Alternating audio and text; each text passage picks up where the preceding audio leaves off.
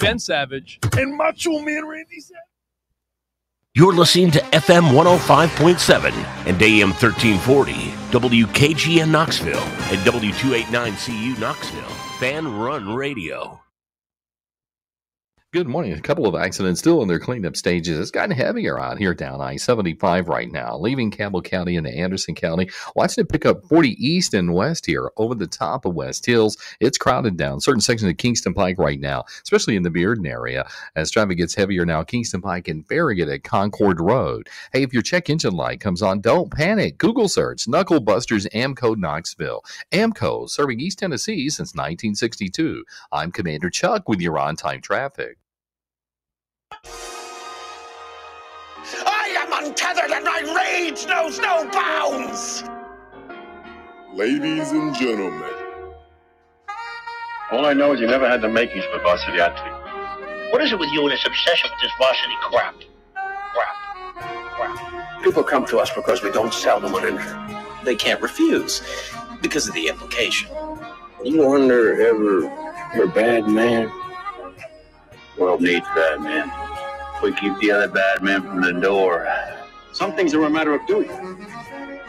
The world's greatest radio show in Tennessee. That doesn't sound right, but I don't know enough to dispute it. I was about to take advice from a clown who dives headfirst into the shallow end of the pool. It's Talk Sports with John Reed and Cody McClure. If it is to be said, so it be, so it is. So it is. So it is. So it is. It's a Tennessee thing! Well, I'm holding on.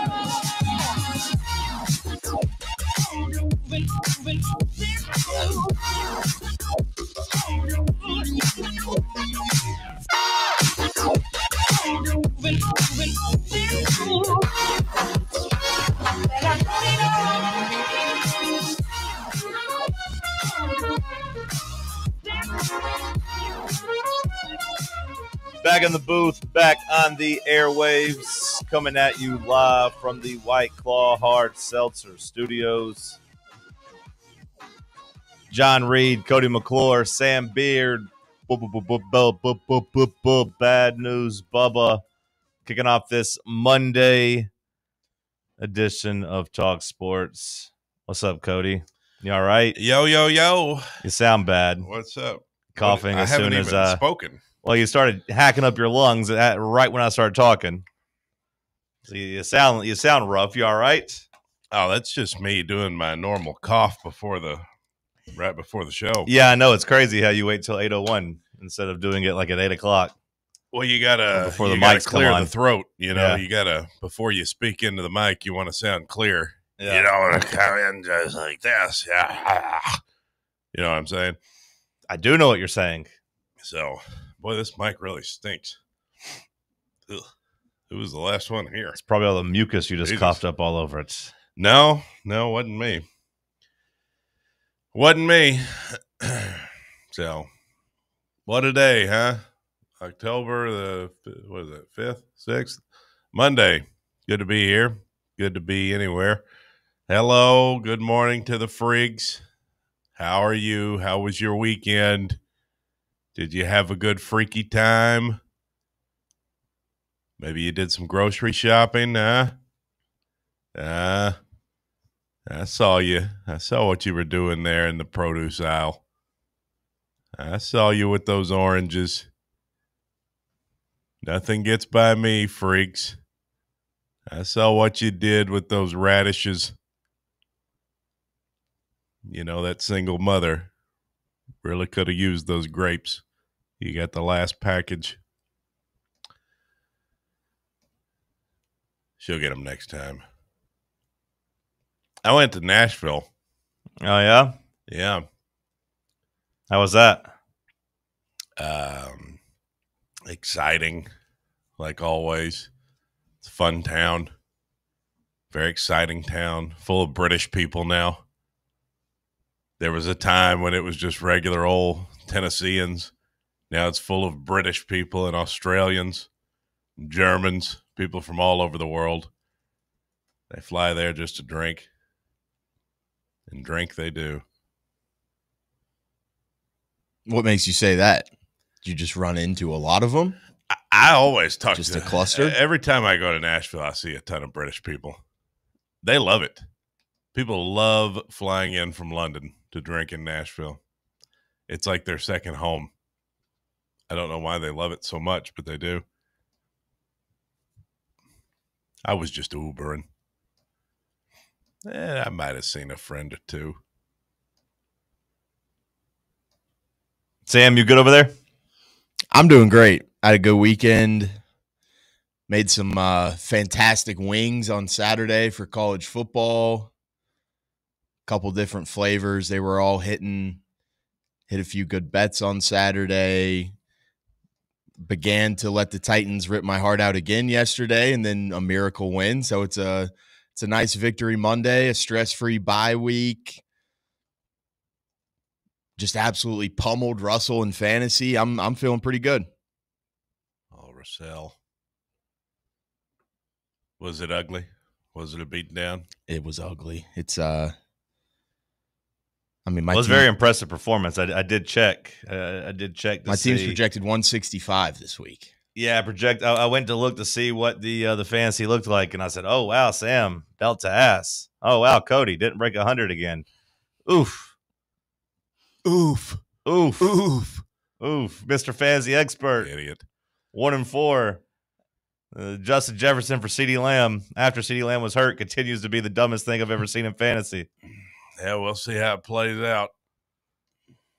Oof. Oof. Bubba, congrats to you on your victory.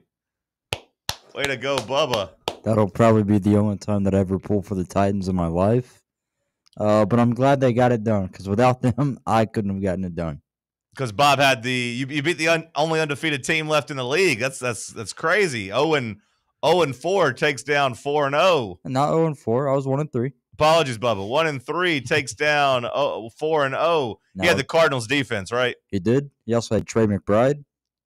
Yeah, so you were tightened up as well. I was. Congrats. With Kendra Miller and Isaiah Davis as my running back options for a total of maybe like 10 points combined. Yeah, you still pulled it out. He had Christian McCaffrey, who had 23. You got what you deserved. I did try to make a trade with you. Tried to give you a running back. That was a terrible trade. I don't really care. On to the next week. Who cares? Tony Pollard looked pretty good. Tony Pollard got his touchdown. Travis Etienne's probably going to score 15 points tonight or so. I mean, I gave you two good options. And I gave you my list, and it didn't work out, and that's okay. Yeah. Bubba's a winner. Yeah, I don't want Devonta Smith. I don't want any parts of that Eagles offense. I know. How dare he drop 20 points over the weekend? How dare he? I think the Eagles learned their lesson. You think what the Eagles were doing was bad and conservative before this week, where all of a sudden they were just they run the ball, they don't throw it. All those wide receivers just complain. So like, okay, fine, we'll pass it a bunch. Then what happened? They lost. And A.J. Brown and Devonta Smith are fighting over the ball in the end zone on a Hail Mary, which maybe could have been caught if A.J. Brown didn't wrap himself around Devonta Smith trying to catch it too. The Eagles will throw the ball like 10 times total next week. They're going to prove a point to those wide receivers about complaining. A really weird 1 p.m. window in the NFL, but a pretty fun 4 o'clock window. Sam, we finally got a win. I've been waiting to break out this new jersey I bought over the summer. Might not get to wear it too many times because I still think we stink. Might be the start of something special. It could be, but at the very least, it's just the Cardinals being the dumbest team in the NFL. The dumbest team in the NFL. Did you do most of your winnings, Sam, on Saturday or Sunday? Definitely Saturday. Hit some bets. I don't even dip my toes too much into NFL anymore. It just breaks my heart every time. Yeah, I went with the round robin approach Saturday. I won a good $100 or so. That was the way to do it for sure. Because I've been saying to myself all year, I've been right about everything except there's like one or two things I just miss every week. So, don't do that 8-leg parlay. Just round robin it. Hit 7 out of 8 of them. It's a pretty good day at the office. It was good Saturday. A lot of fun results, even on a bye week, Tennessee bye week.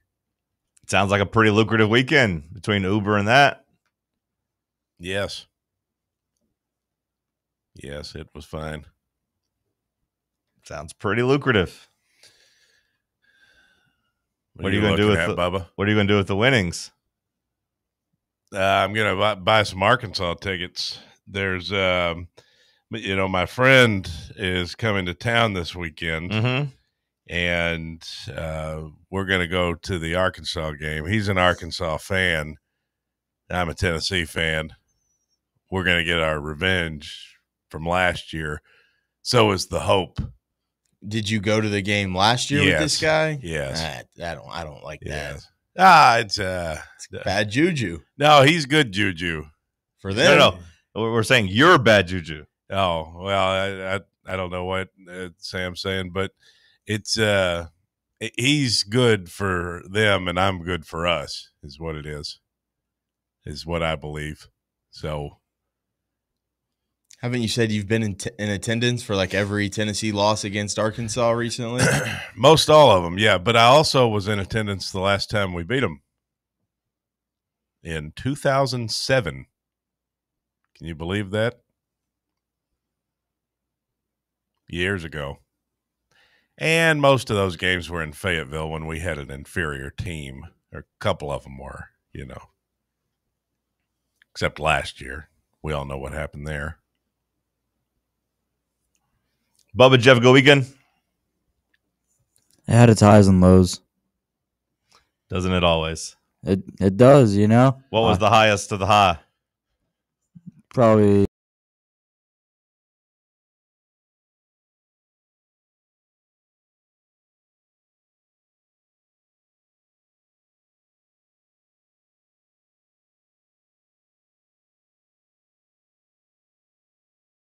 down to 6 cats now. Yeah. Too bad. Where did this Are you sad? Where did this cat rank in terms of your favorites between 1 to 7? Currently, I'd put him at 2. Oh no. Yeah, he's a stud, dude. Well, maybe he'll survive on his own. He's probably out there doing stud things then. Nah, he's been spayed and neutered or whatever the spayed.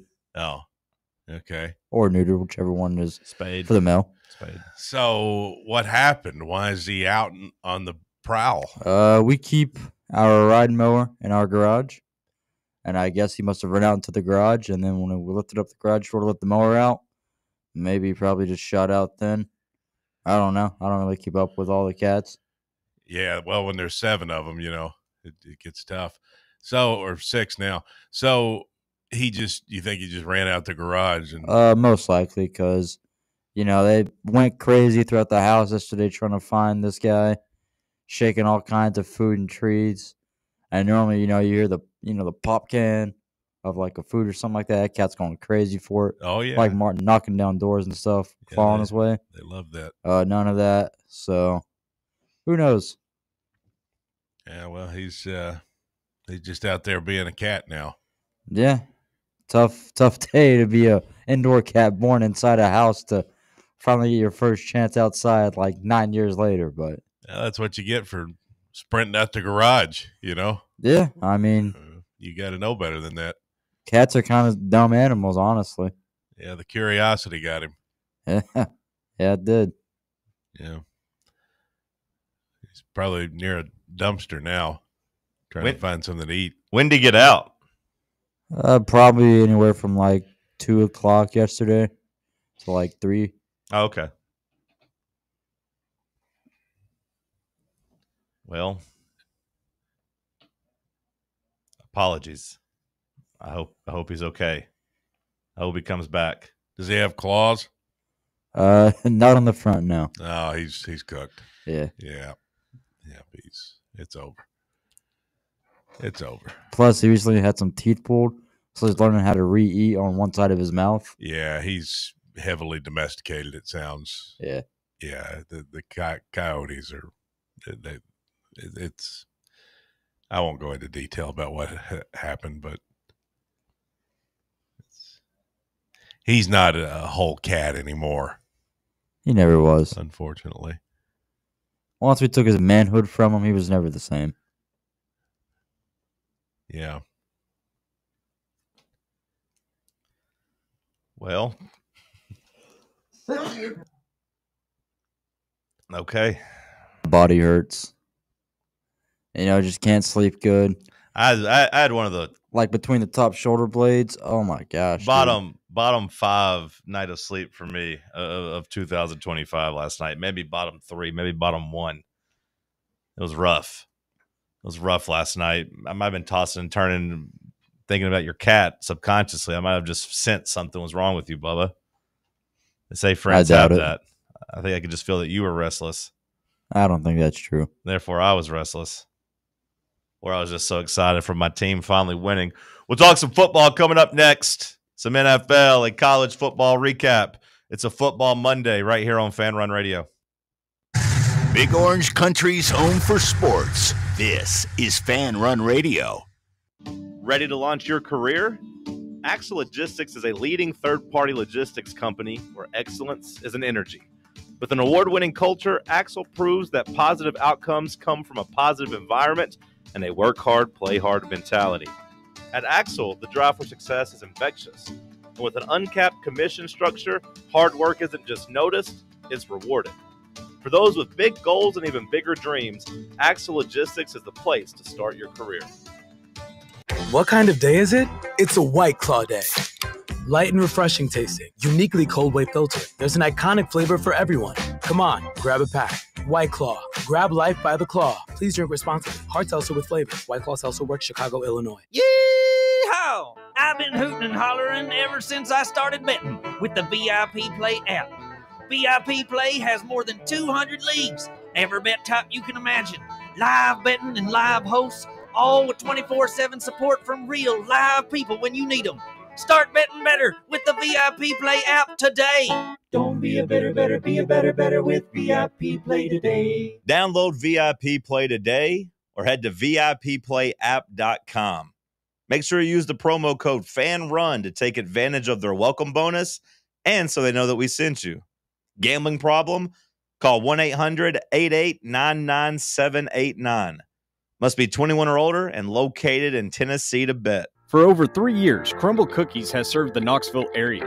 From Clinton Highway to Parkside Drive, even our friends out in Maryville have reached you, our fans, with the best cookies in the game. This fall, Crumble is gearing up for yet another fantastic season. Whether you're tailgating or looking for a pick-me-up after getting the kids from school, Crumble has you covered. Download the Crumble app to check out this week's rewards and features. And stop on by. Tell them Fan Run sent you, but don't miss the cookies. Inward Half is committed to the game and the memorable moments that happen in between. From the tee box to the tailgate, from the green to the big game. For the first birdie with Dad, the first big win with Mom. Friday night lights, Saturday superstitions, Sunday traditions. Fall into the comfort and unparalleled performance of Inward Half.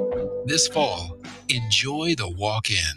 Fan Run is giving away a huge prize package. That's a big box. What's in there? You're going to want to find out. What's in the box? What's in the box? A winner will be drawn live on Halloween during Fan Run Friday at Calhoun's on the River. To learn how you can earn entries, make sure you're tuning in daily to Fan Run Radio and following us across all of our social media platforms on Facebook, YouTube, X, TikTok, and Instagram. Good morning. A steady flow of traffic right now through downtown Knoxville. It's building pretty good here, 40 east and west at 275 Western Avenue. Alcoa Highway continues to build northbound as you come up out of Blount County. It's still a little bit crowded coming off that ramp there from Western Avenue on the 640, especially going westbound. Zips Car Wash has been remodeling throughout East Tennessee. Get upgraded shine and protection at your local Zips Car Wash. Visit zipscarwash.com for a location near you. I'm Commander Chuck with your on-time traffic. Learn to work.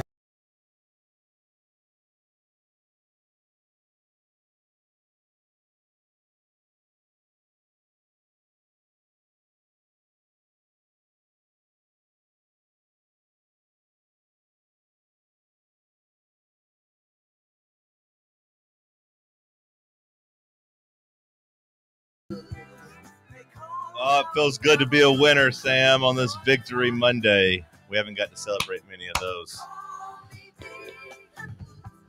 How'd you feel last night?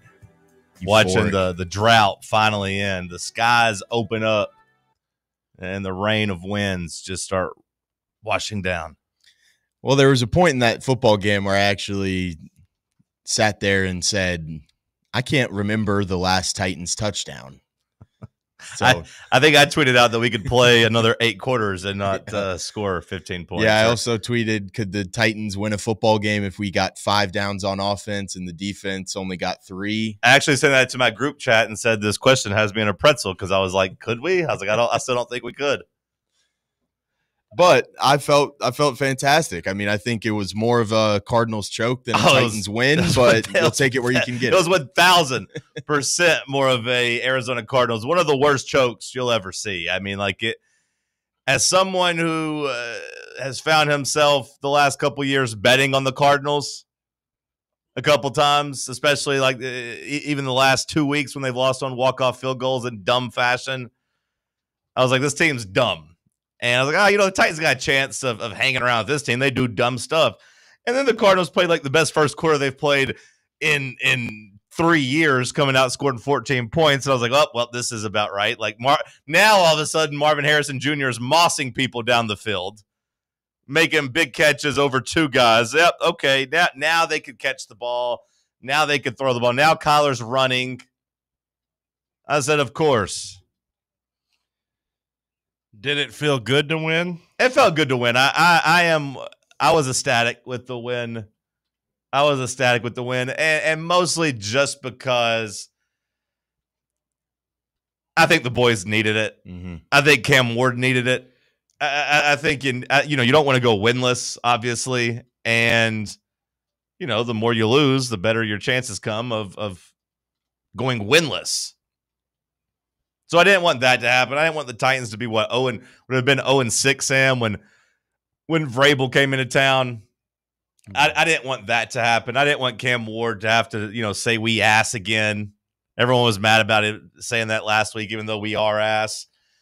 You didn't want to go winless because, you'd be the first ever 0-17 team. Yeah, I didn't want that. I didn't want that pressure. I didn't want to get to December with no wins. Which I gotta say, all of a sudden, if you can block Max Crosby this upcoming week, the Raiders are pretty terrible. Geno Smith looks lost.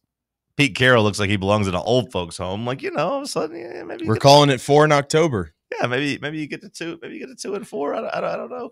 But like Cam Ward, we talked about it. The Cardinals blew that game. Make no mistake. Like the Titans should not have won. The Cardinals.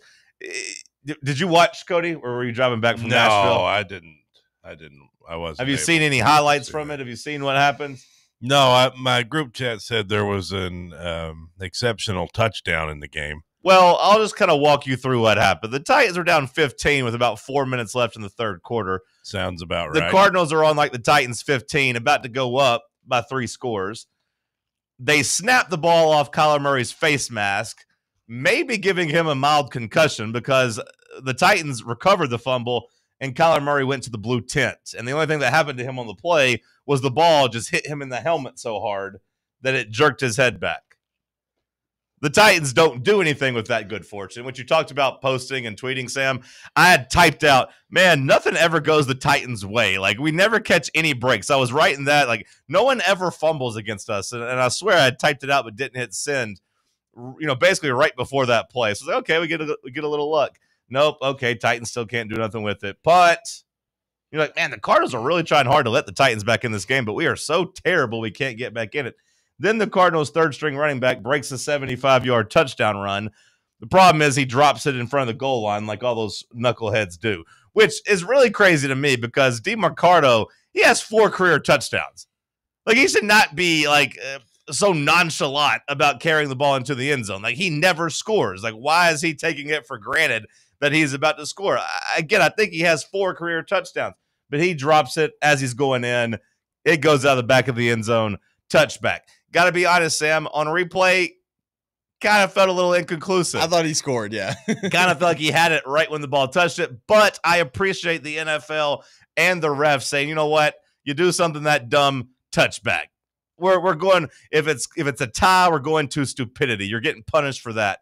So the Titans get the ball back. Then Cam Ward finally hits a deep ball, Cody. Finally, Calvin Ridley catches the ball down the field. You're like, oh, my God, they can catch. So, they hit a deep 50-yard pass. They get into touchdown range. Tony Pollard scores. Bada boom, bada bing. You're down 9. When you're down 9, Cody, do you go for 2 to try to make it 7, or you kick the extra point to try to just keep the momentum, keep the pressure on? What would you do? I'm down 9, and You're I down just 9. scored a touchdown. Yeah, it was about 10 minutes left. Down 9. Are you going 2-point conversion to make it 7? If I get a 2-point conversion, I make it 8. No, you make it 7. Well, you said I just scored, and you're down 9. Yeah, you were down 15. 15 minus 6 is 9. Okay. I'm asking, do you kick the extra point to make it 8, or do you go for 2 to make it 7? Oh, yeah. Boy, at some point you're going to need that 2-point conversion. Do you do it the first time or the second time? That literally is the question. Well, had you just asked it that way, I feel like I was pretty. I was explaining it pretty well. I think I probably go for 2 there. I think I go ahead and go for the 2. Sam, would you go for 1 or 2? Yeah, I was screaming to go for 2 there. See, all my friends were really rolled up about it too. I didn't really care about going for the extra point. I don't think it matters that much. I get the idea of knowing, of needing to know what you need or whatever. That's fine. I get it. I didn't think it was as big of a no-brainer as everyone was acting. Well, if they would have scored a touchdown there, it would have kept it a 1-possession game if you would have been at 20 instead of 19. Wait, say that again? If they would have scored a touchdown there in that next possession, it would have kept it a 1-possession game instead of a 9-point game. I still don't understand what you're saying. It would have been 28 to we kicked the extra point to make it 19, correct? But if they went and scored a touchdown, it would have been. Well, we missed the extra point. I was going to say we didn't go for 2. We try to kick it to play it safe, and we miss it to stay down 9. I mean, I think if you make it, you're down 8. It's a touchdown's 2. You're down 15. If it's 9 and they score a touchdown at 16, it's still 2 touchdowns. No, am I tripping? We're down 9. Are we talking about a different part of the game? I'm talking about when we kick the extra point to go down. I'm talking about when we kick the extra point to go down, when we're trying to go down 8, at the 10-minute mark. So anyways, then the Titans get a stop. There's 8 minutes left. You're like, okay, you're down 9. Let's go. Titans go on a nice, methodical little drive. 3rd and 2 from around the red zone, around the 25. Cam Ward throws an interception with 4.5 minutes left. You're like, it's over. But the Cardinals guy, he's fallen to the ground, and as he goes to get up, he drops the ball on the 5-yard line. He fumbles. And then a mad dash goes, and the ball gets knocked into the end zone, and the Titans jump on it in the end zone. So the interception turned into a pick 6, and the Titans scored a touchdown to make it a 2-point game. Yeah, sounds like the Cardinals really fell apart. Yeah. And then so there's about 4.5 minutes left. Titans got all 3 timeouts down 2. The Cardinals pick up 1 first down, and then for some reason they go run. 3rd and 8. I'm screaming at the TV at that point of like, hey, Callahan, you got to take a timeout here at 2:50. You got to take a timeout because there's 2 minutes and 50 seconds left. You have 1 timeout left. And instead he does it. He lets it run all the way down, to which I thought was dumb, only in the sense that like a smart team, which the Arizona Cardinals are not, but a smart team is going to pass there on 3rd and 8 because you've basically made it risk-free. That's what I'm yelling at the TV, and I like to think I am a master game manager. I talked about I could be able to coach the Dolphins, which Mike McDaniel can't coach the Dolphins.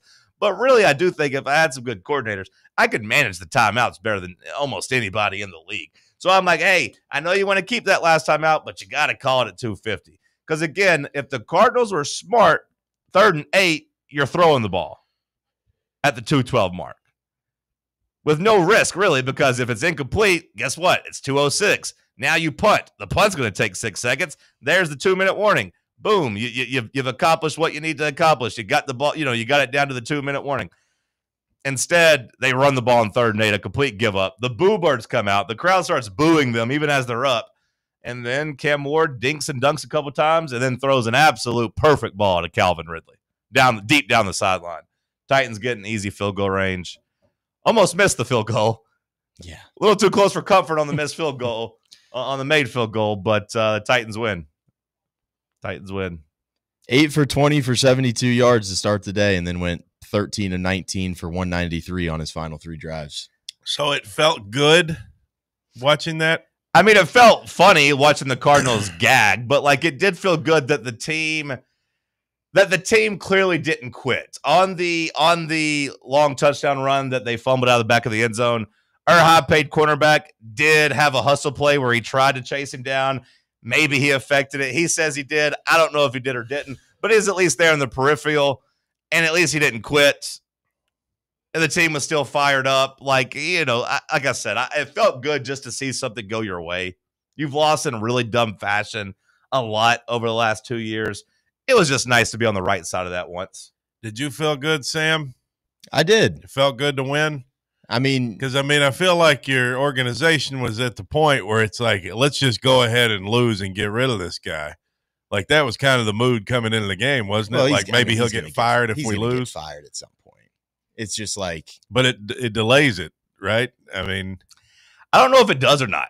Like in the NFL, I feel like very rarely are coaches getting fired, in the season, especially like in a season and a half. Like if the Titans didn't fire him after the last 2 weeks, like I think things would have had to get really, really bleak for us to fire him in the middle of the season. I think they're also worried about what happens if they fire him, knowing that like his dad's the offensive line coach. Like, does he just quit with his son, and then also you don't have an O-line coach? Like, this team's still so young that it does need coaching. It needs as many coaches in there as possible. Now, you could argue that if the coaches are bad, that they're subtracting and they're taking away from the team, which I don't necessarily disagree with, Cody. But I don't know if they would have fired him even for losing this game. It just seems like a tough spot to be in when you're winless, and then you get a win. It's like, we won, but I don't know. Seems like a bad place to be in as a fan base. But I just wanted to get one. I mean, like the thought of being winless was like creeping into your mind a lot. So like just being able to get one, it's nice. The players were happy. Yeah, it's not like the playoffs are back on or anything, and we're screwing up our draft pick. We're going to be a top 10 pick. You beat the Raiders, right. So all of a sudden you get the Patriots at home. I mean, that's a big game. All of a sudden, not talking playoffs, but you have a couple things go your way, and like you keep the main thing. Get your starting right tackle back. You know what I mean? Just get the right tackle back. Maybe just as long as Cam Ward looks good, and like those last couple drives, that gives you maybe Calvin Ridley. Unlocks. Welcome to the season. The Patriots are pretty good. Trade value. That was a perfect Mike Vrabel game last night. No one is better in those situations than Mike Vrabel. I've never seen someone bent over as much as Mike Vrabel. He coaches with his hands on his knees, but he is as good as it gets. He is the only coach in the NFL that's above 500 as a 4-point dog or more in the last 25 years. Like he thrives in those moments. I took the Patriots last night for that reason. I wish I'd taken the Patriots money line, knowing that Vrabel, typically a pretty good bet. As a underdog of 4 points or higher, he is 15-12 straight up. 6 points or higher, 9-8 straight up. The only coach in the NFL in the last 25 years that has coached at least 10 of those games that is a winner. So, like, he thrives in the mud. He also has fared pretty well against Josh Allen in the past. Like, they do a good job of taking him out of his rhythm. The Patriots did a good job of kind of dinking and dunking and keeping the ball out of his hands. And I thought Drake May looked really good too. And Stephon Diggs, I don't know if it was the momentum, the glow up of having a baby with Cardi B, or else it was just pure hate that fueled him. But he looked good for the first time in a couple years. It was a good win for the Patriots. They moved to 3-2, leading the division now. Is the earliest. I don't think they're winning the division. The Bills just have one loss. The Bills are still leading the division, aren't they? The Patriots have, I believe, no division losses. Well, yeah, but the overall record is still what matters. The Bills are 4-1. The Patriots have 2 losses, no? Firmly they're second place. They're 3-2. Yeah, so the Bills are leading the division. But in the division, I mean, they haven't lost any division games. Yeah, but the standings still go with overall record. The first time in 14 years, or excuse me, the first time since 2014 that a team doesn't make it to week 5 at undefeated. Is the earliest a team, that no teams remain unblemished in 11 years. Well, it's a tough league. It's hard to win games. I mean, the Eagles showed you that yesterday. Even they took an L. And all they do is win. The Eagles and Bills both lose. I would say, Sam, if you were picking, which one was more alarming, the way the Eagles lost or the way the Bills lost? When you're looking at the two kind of favorites in their conferences, both of them took L's. I thought both of them were pretty disheartening L's too. Which one do you think was worse? I would say the Bills, just because a lot of it was like sloppy procedural stuff that I feel like you don't really see them normally doing. Whereas like the Eagles, to kind of your point in the opening segment, was just like, all right, you want us to throw it to our star receivers 25 times instead of handing the ball off to Saquon Barkley? Well, this is how we'll lose a game. Like, I just feel like the Eagles can kind of adjust that game plan back to what they've been doing in the past with winning football. And I think that's going to be a little bit easier to correct than maybe some of the stuff that Buffalo's been doing. My question about the Eagles is really based around Saquon Barkley, though. Like, he is, he touched the ball 500 times last year. And he had the long touchdown catch, and that was nice. But 83 carries, 267 yards, 3 touchdowns. That's a 3.2 yards per carry average. He doesn't look like the same explosive, dominant player he was last year. I fear that Saquon Barkley is not going to run for 2,000 yards this year. He is on pace for about half of that. He looks cooked. Now, I'm not going to say he's cooked. I'm not going to say he can't break out of it, because I will say and be fair that, like, outside of the Cowboys, he's going up against 4 good defenses. The Chiefs, the Rams, the Bucks, the Broncos. Those are 4, at least 3 solid defenses. I don't know if Tampa's defense is any good or not. Vita Vea. They got absolutely cooked yesterday. So, like, I don't know if the Bucks defense is actually any good, but 3 of those 4 defenses pretty damn good.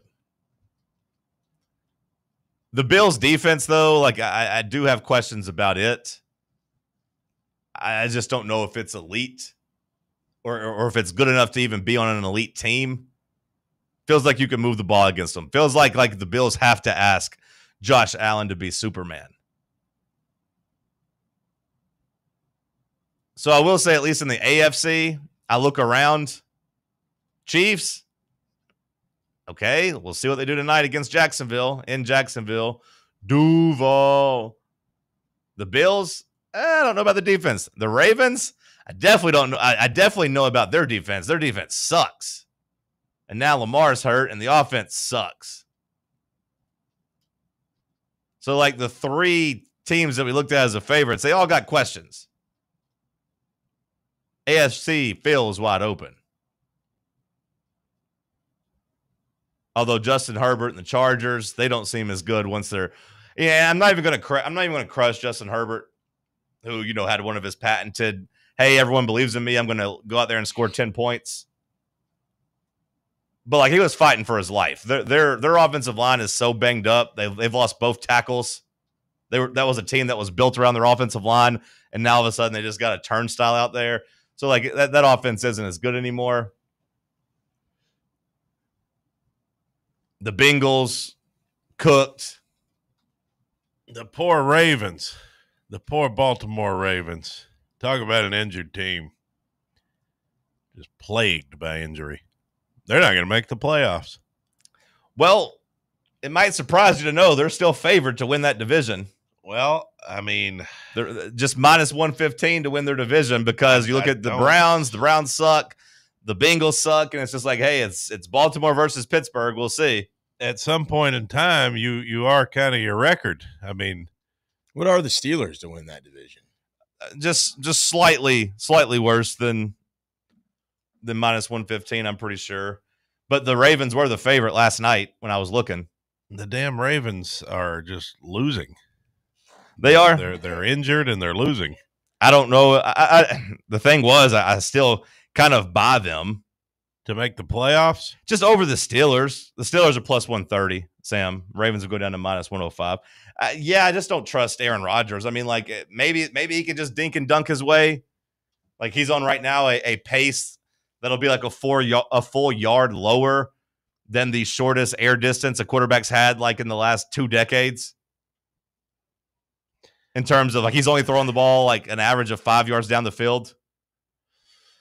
I mean, what are you going to have to be to win that division, record-wise? Like, you gotta need to be at least 9-8, right? I'd say so. Yeah.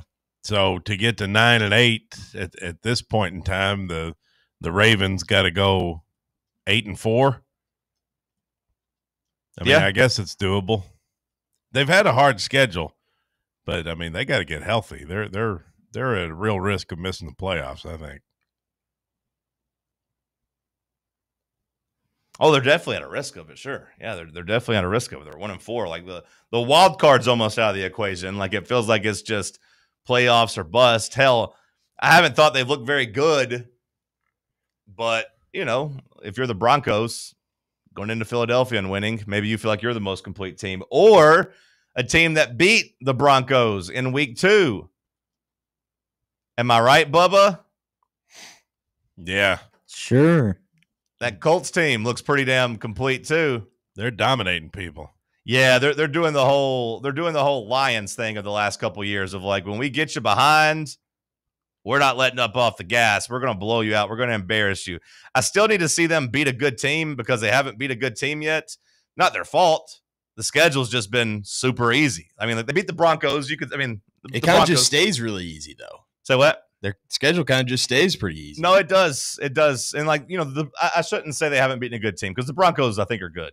Now, you know, I think that was kind of a fluky game, and I think that missed 60-yard field goal, if the Broncos just don't touch the center, then they get a win there. But to beat up on the Dolphins the way they did, to beat up on the Titans the way they did, and the Raiders, I mean, that's what you do. They went toe-to-toe with the Rams in L.A. Colts look pretty good. So good that Anthony Richardson can pull a Marcus Mariota, catch his own pass. Did he do anything with it? Yeah, he ran for about, like, 9 yards, I want to say. Okay. Like, total. I saw Spencer Rattler catch his own pass and then immediately tried to throw it again. I saw that too. And the announcer's like, you know, a rattlesnake, a rattler, it's known to recoil and strike. You can't do that in the NFL, though. But yeah, no, like, the AFC South, I mean, like, hey, like, the Titans aside, I mean, the Titans still suck, but, like, the Jags, the Colts, hell, even the Texans, the way they annihilated the Ravens. I mean, like, you know, all 3 of those teams probably feel pretty good coming out of the weekend. Do you have any NFL takes we didn't get to, Bubba? Not really. Okay, well said. Sam, send us to break. We'll talk some more football on the other side. It's Talk Sports on Fan Run Radio. Can't get enough Fan Run Radio? Download the free Fan Run app and take the best Tennessee sports conversations with you wherever you go. Got a problem tree looming over your home? Call ECR Total Landscapes. Whether it's trimming, removal, or storm cleanup, our certified pros get the job done safely and efficiently. We're licensed, insured, and ready 24/7 for emergency calls. Big or small, we cut them all. ECR Total Landscapes. Call now for a free estimate, 865-384-2012, and mention promo code FANRUN for free stump grinding on any tree removal now through the end of the year. Also, visit us at ecrtotallandscapes.com. Hey, Vols fans, Cody Brown here. I grew up right here in Tennessee and know what it means when someone says, I've got your back. That's why you can trust Farm Bureau Insurance of Tennessee. Whether it's your home, your vehicle, your family's future, or the business you built from the ground up, we will show up for all of your insurance needs. We are Tennesseans who understand what matters, which is doing right by you. Insurance is not all about just paperwork and policies, but it's about the people we insure every day. So if you want insurance that hits home, give me a call at 865-992-3871. Go Vols. With over 60 years of experience in the industry, Merritt Garage Doors has a wealth of expertise in commercial overhead doors in the East Tennessee area. Merritt offers a wide range of door styles like sectionals, rolling steel, high speed, and sheet doors. They also supply and install a wide range of dock equipment. If your business is in need of overhead doors, no matter the type, look no further than Merritt Garage Door, Knoxville's best and most trusted overhead door company.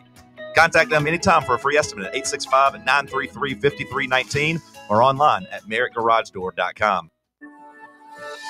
Are you tired of spending hours on laundry and ironing? Let Crown Cleaners handle your dry cleaning so you can handle your business. Our expert team can take care of your clothes, removing stains and wrinkles like they were never there. Whether it's your best suit or everyday attire, we handle it all at Crown Cleaners. Say goodbye to laundry stress and hello to extra free time.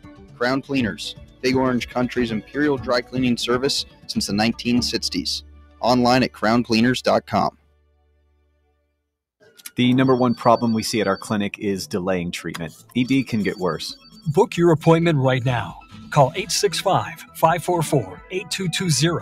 Prefer privacy? Book online in under 30 seconds at menspronaknoxville.com. At our clinics, men's sexual health is the whole job. Look, I'm a normal guy too. I hate going to the doctor. But we've helped so many guys in here just like you. Even if pills have failed, our medical team is going to take the time to talk you through it. Same day in-house lab, and the treatments, well, they could change your life. Your local medical team has your back.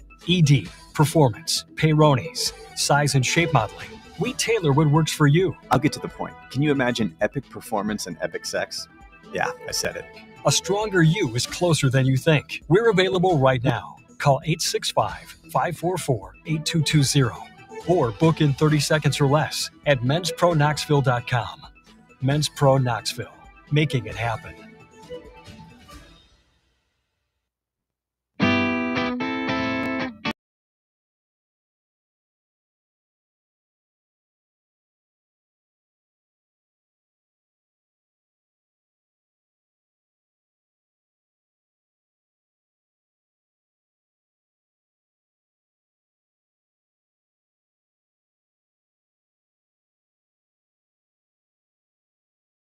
To me, coming out of week 5, the NFC is much more intriguing.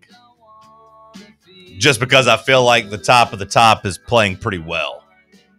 The AFC, like I said, the Bills, they've left me a little empty inside. The Ravens have been a big disappointment. The Chiefs have been blah.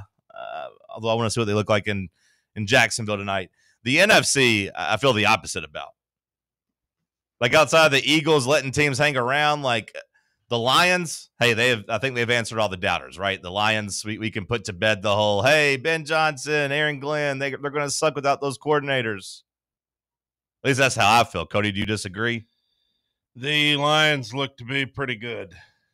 They're doing just what they did last year. When they get you behind, like they're going to bury you. If they get going, that offense just keeps rolling.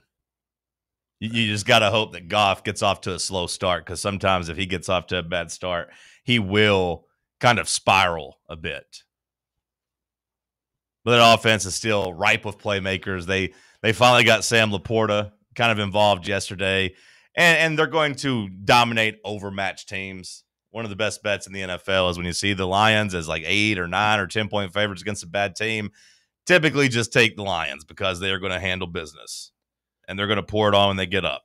Amon-Ra St. Brown was leading the league in touchdowns yesterday. He has scored as many as anybody.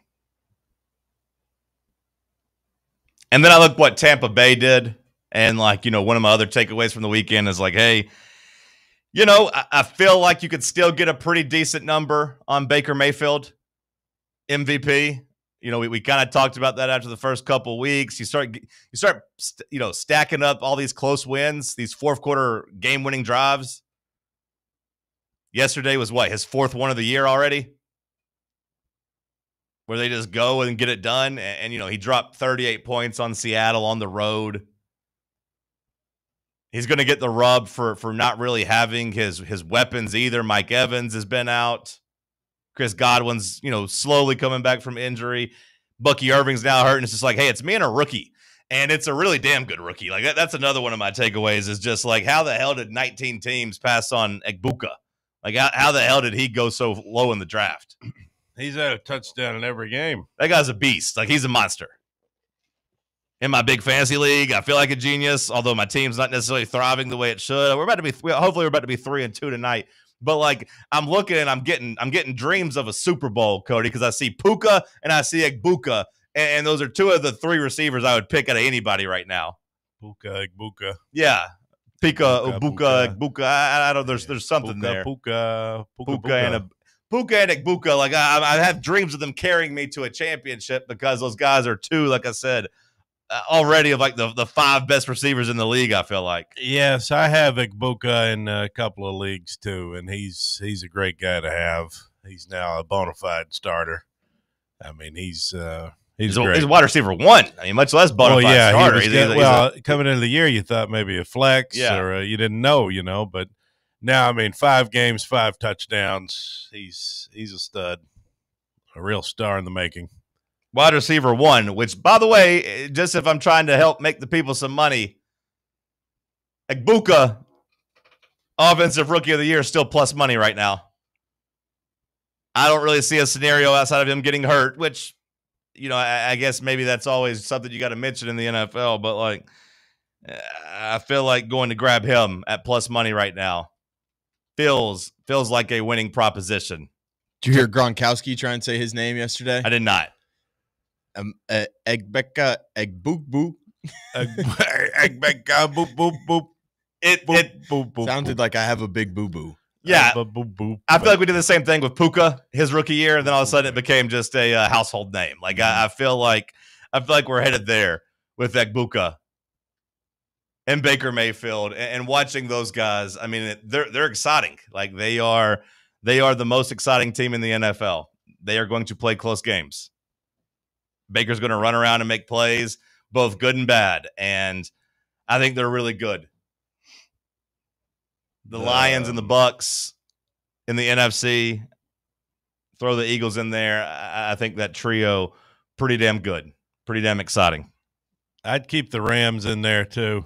Okay. Rams. Yeah, I'm just soured on them after what they did Thursday. They blew that game. That was a bad performance against a banged-up 49ers team, but I trust the Rams long-term this season. That's fair. I think they're going to be just fine. I don't disagree. And the Niners, if they get healthy, they'll be in that mix too. Well, I think the Niners are just going to be in the mix regardless. It's like the hell they ain't healthy now, but they're still just rolling along. Yeah. Well, when you got a quarterback as good as Mac Jones, it helps. If you were picking a favorite right now to win the Super Bowl, who would you make it?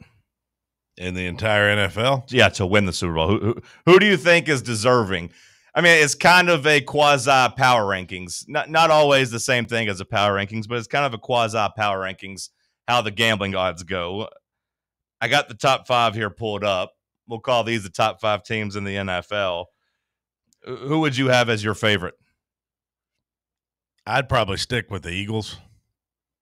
Sam? I'd probably say Eagles. Maybe the Lions are creeping up there, though. The Bills still currently the favorite. I don't know if it's because the AFC just feels weak with the Ravens gone and the Chiefs maybe not being as good. The Bills at plus 500 seems a little unwarranted if you ask me. The Eagles at 7-1, the Lions and Chiefs are at 8-1, and the Packers are at plus 850. And that's kind of the top 5 in the NFL right now, according to them when it comes to projecting the season. You can get the Cowboys with great odds. Which, I talk about MVP, and I do think, like, if I had to pick one right now through 5 weeks, my pick is Baker Mayfield. But also, I got to say, Dak Prescott's playing like a top 5 quarterback. Like, I think this is the best football Dak's ever played. Dak's good, man. He just ain't got a defense. He ain't got defense, and that's unfortunate. And I don't think they're just like a Micah Parsons away from having a defense, but I do think Micah Parsons would have made their defense better, if that makes sense. Like, I don't think he's fixing it, but I think Micah and a pass rush would have given them a fighting chance, especially if you throw CeeDee Lamb out there. But even without CeeDee Lamb, Dak continues to just sling it at a high level. He's a gunslinger. That's what he does. I like watching him play, and I didn't feel that way a couple years ago. Maybe it's kind of liberating just kind of being there on a team that you're going to have to go and score a bunch of points, because I feel like maybe it's one of those things the numbers don't actually bear out, but I feel like he's actually throwing the ball down the field more than most quarterbacks. In a league that's dinking and dunking, I feel like he's one of the guys so far this year has been throwing the ball down the field. Now, I say that, but I did watch him for a couple quarters nonstop, just dink and dunk to Jake Ferguson. But I feel like he's still taking his shots down the field. Yeah, he's thrown plenty of them down there to Pickens and that other guy they have. Yeah, Pickens turned out to be pretty okay. Seems like he's been pretty good. Yeah, you can't get anything done if you don't have a defense. I mean, it's no matter what you do, you're just always going to be having to go be the next team to score. Makes it tough. Seems like the numbers don't really bear that out with Dak. Seems like he's not actually out there slinging it as much as I thought he was. He's down at 20th in air yards. So that was a lie. Sam Darnold, though, number 1. He's slinging it. Daniel Jones, number 3, Bubba. Jordan Love and Drake May out there trying to push the ball down the field. I like a little Daniel Jones comeback player of the year. He's got competition. I'm just kind of looking at those odds right now in terms of Aiden Hutchinson. Say that again, Bubba. Sorry. Yeah, they had Aiden Hutchinson above him. They had Dak at 1. Daniel Jones is plus 500. Aiden Hutchinson, who left the year last year injured. Christian McCaffrey. Christian McCaffrey played last year, right? Am I wrong? He was He's just coming back for another great season. Yeah, what's John. he coming back from? Honeymoon? I don't know. I don't know. Same kind of as Dak. Although, hell, if Darren Waller scores a touchdown every game, he might win it. Darren Waller, where the hell did he come from? Just got to get rid of Kelsey Plum. He had to get rid of Kelsey Plum, then clear his mind, I guess, and get ready. But yeah, he's all of a sudden a weapon. Freaky Josh writes in over on YouTube. How about Sean Payton going for 2 instead of kicking to tie with 6 or 7 minutes left in the fourth quarter? Yeah, I thought that was kind of crazy, but I liked it. They had stormed back from 17 down. He said, "Hey, we're not going to just tie this game. We're going for the kill early." And then they got it, and then it kind of messed with the Eagles. I liked that. It was weird. You don't really see coaches do it, but I liked it.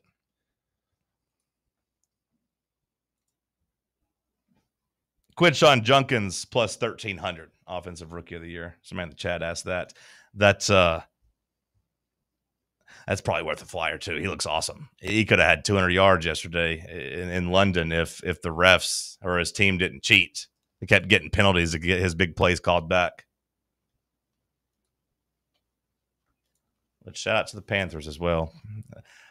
Not a good feeling to look in your big fantasy league and see. At first, I was like, yes, this guy's having to start Rico Dowdle. This is great. And then he just kept running and running. I'm like, what the hell? 32 points. What the hell? Yeah, hopefully I survived that. Hour 1 in the books. We'll kick off hour 2 with some headlines. We'll talk some college football all of hour 2. Stay locked in right here on Fan Run Radio at TalkSports. The flagship station for Tennessee football. Fans. Fan Run Radio. Running a business, coaching a team, planning your next big event, you need more than just gear. You need SM Athletics and Logo Solutions. Custom uniforms, branded apparel, promotional products, done right, done fast, and built to show off your brand with pride. From local businesses to high schools to major universities, SM Athletics is trusted by winners. Get real service, get real quality, get noticed. SM Athletics and Logo Solutions, where your brand comes to life. Visit smathletics.com and let's build something great together. Are you thinking of buying a home but don't know where to start? Well, call VFL Josh Travis, your local mortgage expert with Foundation Mortgage, based right here in Knoxville. Whether it's your first home or your forever home, he'll keep the process simple every step of the way. To get started, visit mortgagebrokerjosh.com or call 423-312-9777 today. Foundation Mortgage Company, LLC is an equal opportunity housing company. NMLS number 1387311.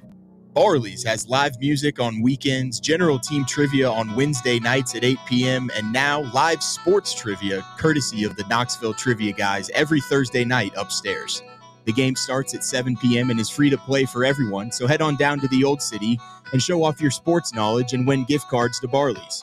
Use those gift cards to buy some delicious food and drinks, and you can take it all in with their wide selection of TVs and indoor projectors. Barley's Tap Room and Pizzeria. Dick's House of Sport at West Town Mall is a destination devoted to sport, and it's your destination for exclusive events and experiences. Come visit a store like no other. Check out our 40-foot rock wall, golf performance center, Hit Tracks batting cage, and outdoor turf field. You can now rent our space for private events and birthday parties. Learn more about our events and exclusive product launches on Facebook and Instagram at Dick's House of Sport KNX. Dick's House of Sport, proud partner of Tennessee Athletics. You're listening to FM 105.7 and AM 1340, WKGN Knoxville, and W289CU Knoxville, Fan Run Radio. What are you going to do with your old car? You can try selling it, you could junk it, or you can donate it to Heritage for the Blind. Your car will be towed away for free, and your donation is tax deductible. Just call 1-800-639-8620. Heritage for the Blind accepts cars, vans, trucks, and boats. It doesn't matter if your vehicle runs or not. It'll be towed away for free, and you'll be supporting those that need help. Heritage for the Blind is a nonprofit organization that helps the visually impaired live fuller lives. Call right now to donate your car. And as a special thank you for calling, you'll receive a free 3-day vacation voucher to many exciting locations. Call Heritage for the Blind right now. Call 1-800-639-8620. Donating is easy, and your vehicle is towed away for free. Plus, you'll get a free vacation voucher. Call now, 1-800-639-8620. That's 1-800-639-8620. All right, so you're Bev, okay? You're listening to Talk Sports. Are you driving? Yeah, I'm driving right now. No, you're at the Waffle House. Oh, no, I'm at the Waffle House. Crying emoji face. Airing every day from 7 a.m. to 10 a.m. What's so funny, Beverly? What does this have great waffles? You know who else has great waffles, Beverly?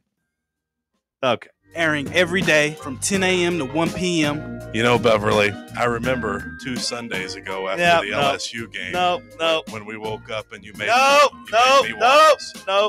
Your scrambled eggs are the best. Mm-mm. Those biscuits you make, fluffy. And this feels creepy. On 1340 WKGN. 1232. John Curry to Bev. You up? Eyeball emoji. Purple pickle. There we go. The old eggplant.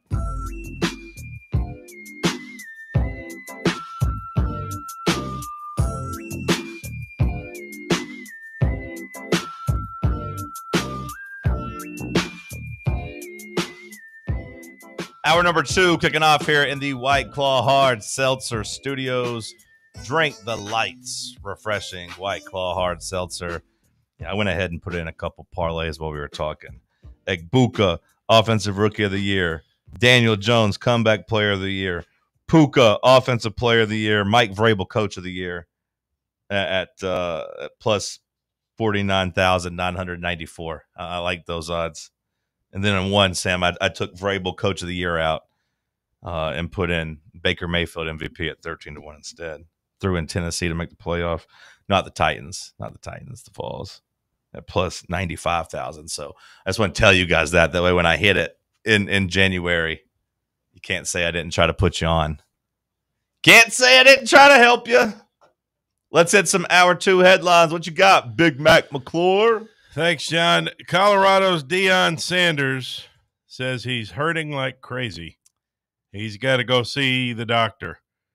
Deion said during Colorado's loss Saturday at TCU that he felt terrible. He hurt like crazy. Cat's out of the bag, all right. I think I got more blood clots, he says. It don't make sense. I'm not getting any blood to my leg. That's why my leg is throbbing all the time. I'm hurting like crazy. Sorry to get that out, but thank you for noticing, he said when responding to a question about his health. So he's got to go see the doctors. Deion thinks he's got more blood clots in his leg. Yeah, it's tough. That's tough, especially as the season isn't going well either. 35-21 they lost to TCU over the weekend. Mark Stoops, the Kentucky coach. I don't know if you saw, but they got absolutely beat up by Georgia Saturday. Mark Stoops asked about his future as the Kentucky coach. He said that he's not going anywhere. There's zero chance I'm walking away. There's no quit in me. So that's unequivocally 100% false, he said about a report that he had talked with school officials about a possible buyout. Anyone who tells you that is lying. I'd hate to give anything like that legs. What do you think? Did you believe it? I believe what he's saying. I mean, I don't know if, it doesn't really address the future by any means. If he says he hasn't talked to him about a buyout, I believe that he hasn't yet. But he's got to know it's coming. Those same type of rumors were out there, about Derek Dooley after his second year when he lost to Kentucky. People said that he had approached the AD about, hey, like, this isn't working. Let's just figure out how to let's just figure out a way where I get what I'm owed and let's just go our separate ways. That rumor was out there. I don't know if it was ever confirmed as true. Stoops is in his 13th season. But Stoops is miserable. The longest tenured coach in the SEC. Stoops is miserable, and it's dead, it's over, it's not getting better, it's getting worse. He is going from a legend at the school to most hated man. And that's a tough place to be because, what he's done at Kentucky's been pretty damn good. You know what I mean? He's been pretty good in the SEC record-wise. I mean, he's 28-65. Well, yeah, especially, at Kentucky. You know what I mean? Pretty good. But he's at risk of ruining it though. Well, the Wildcats went 1-7 in league play last year, and they are quickly out to an 0-3 start in the SEC this year. Kentucky 2-3 overall, but they're clearly the worst team in the SEC, and that's not a spot you want to be in. Being the worst, you don't want to be number 16 out of 16 teams, and I think they're very clearly 16. They are clearly the bottom of the conference. That's right. They are the worst team. And the fans hate him. Again, he is tarnishing his legacy. Well, he says, I don't want to address this crap no more. Well, I don't blame him. That was his quote. I don't want to address this crap no more. Oregon State has fired their special teams coordinator as they are off to an 0-6 start. A statement to Beaver Nation. That's a cool name for a fan base. What up, Beaver Nation? Yeah. They are 0-6, and they're I guess the scapegoat here is their special teams coordinator, Jamie Christian. I'd say they need to fire more than just him, probably.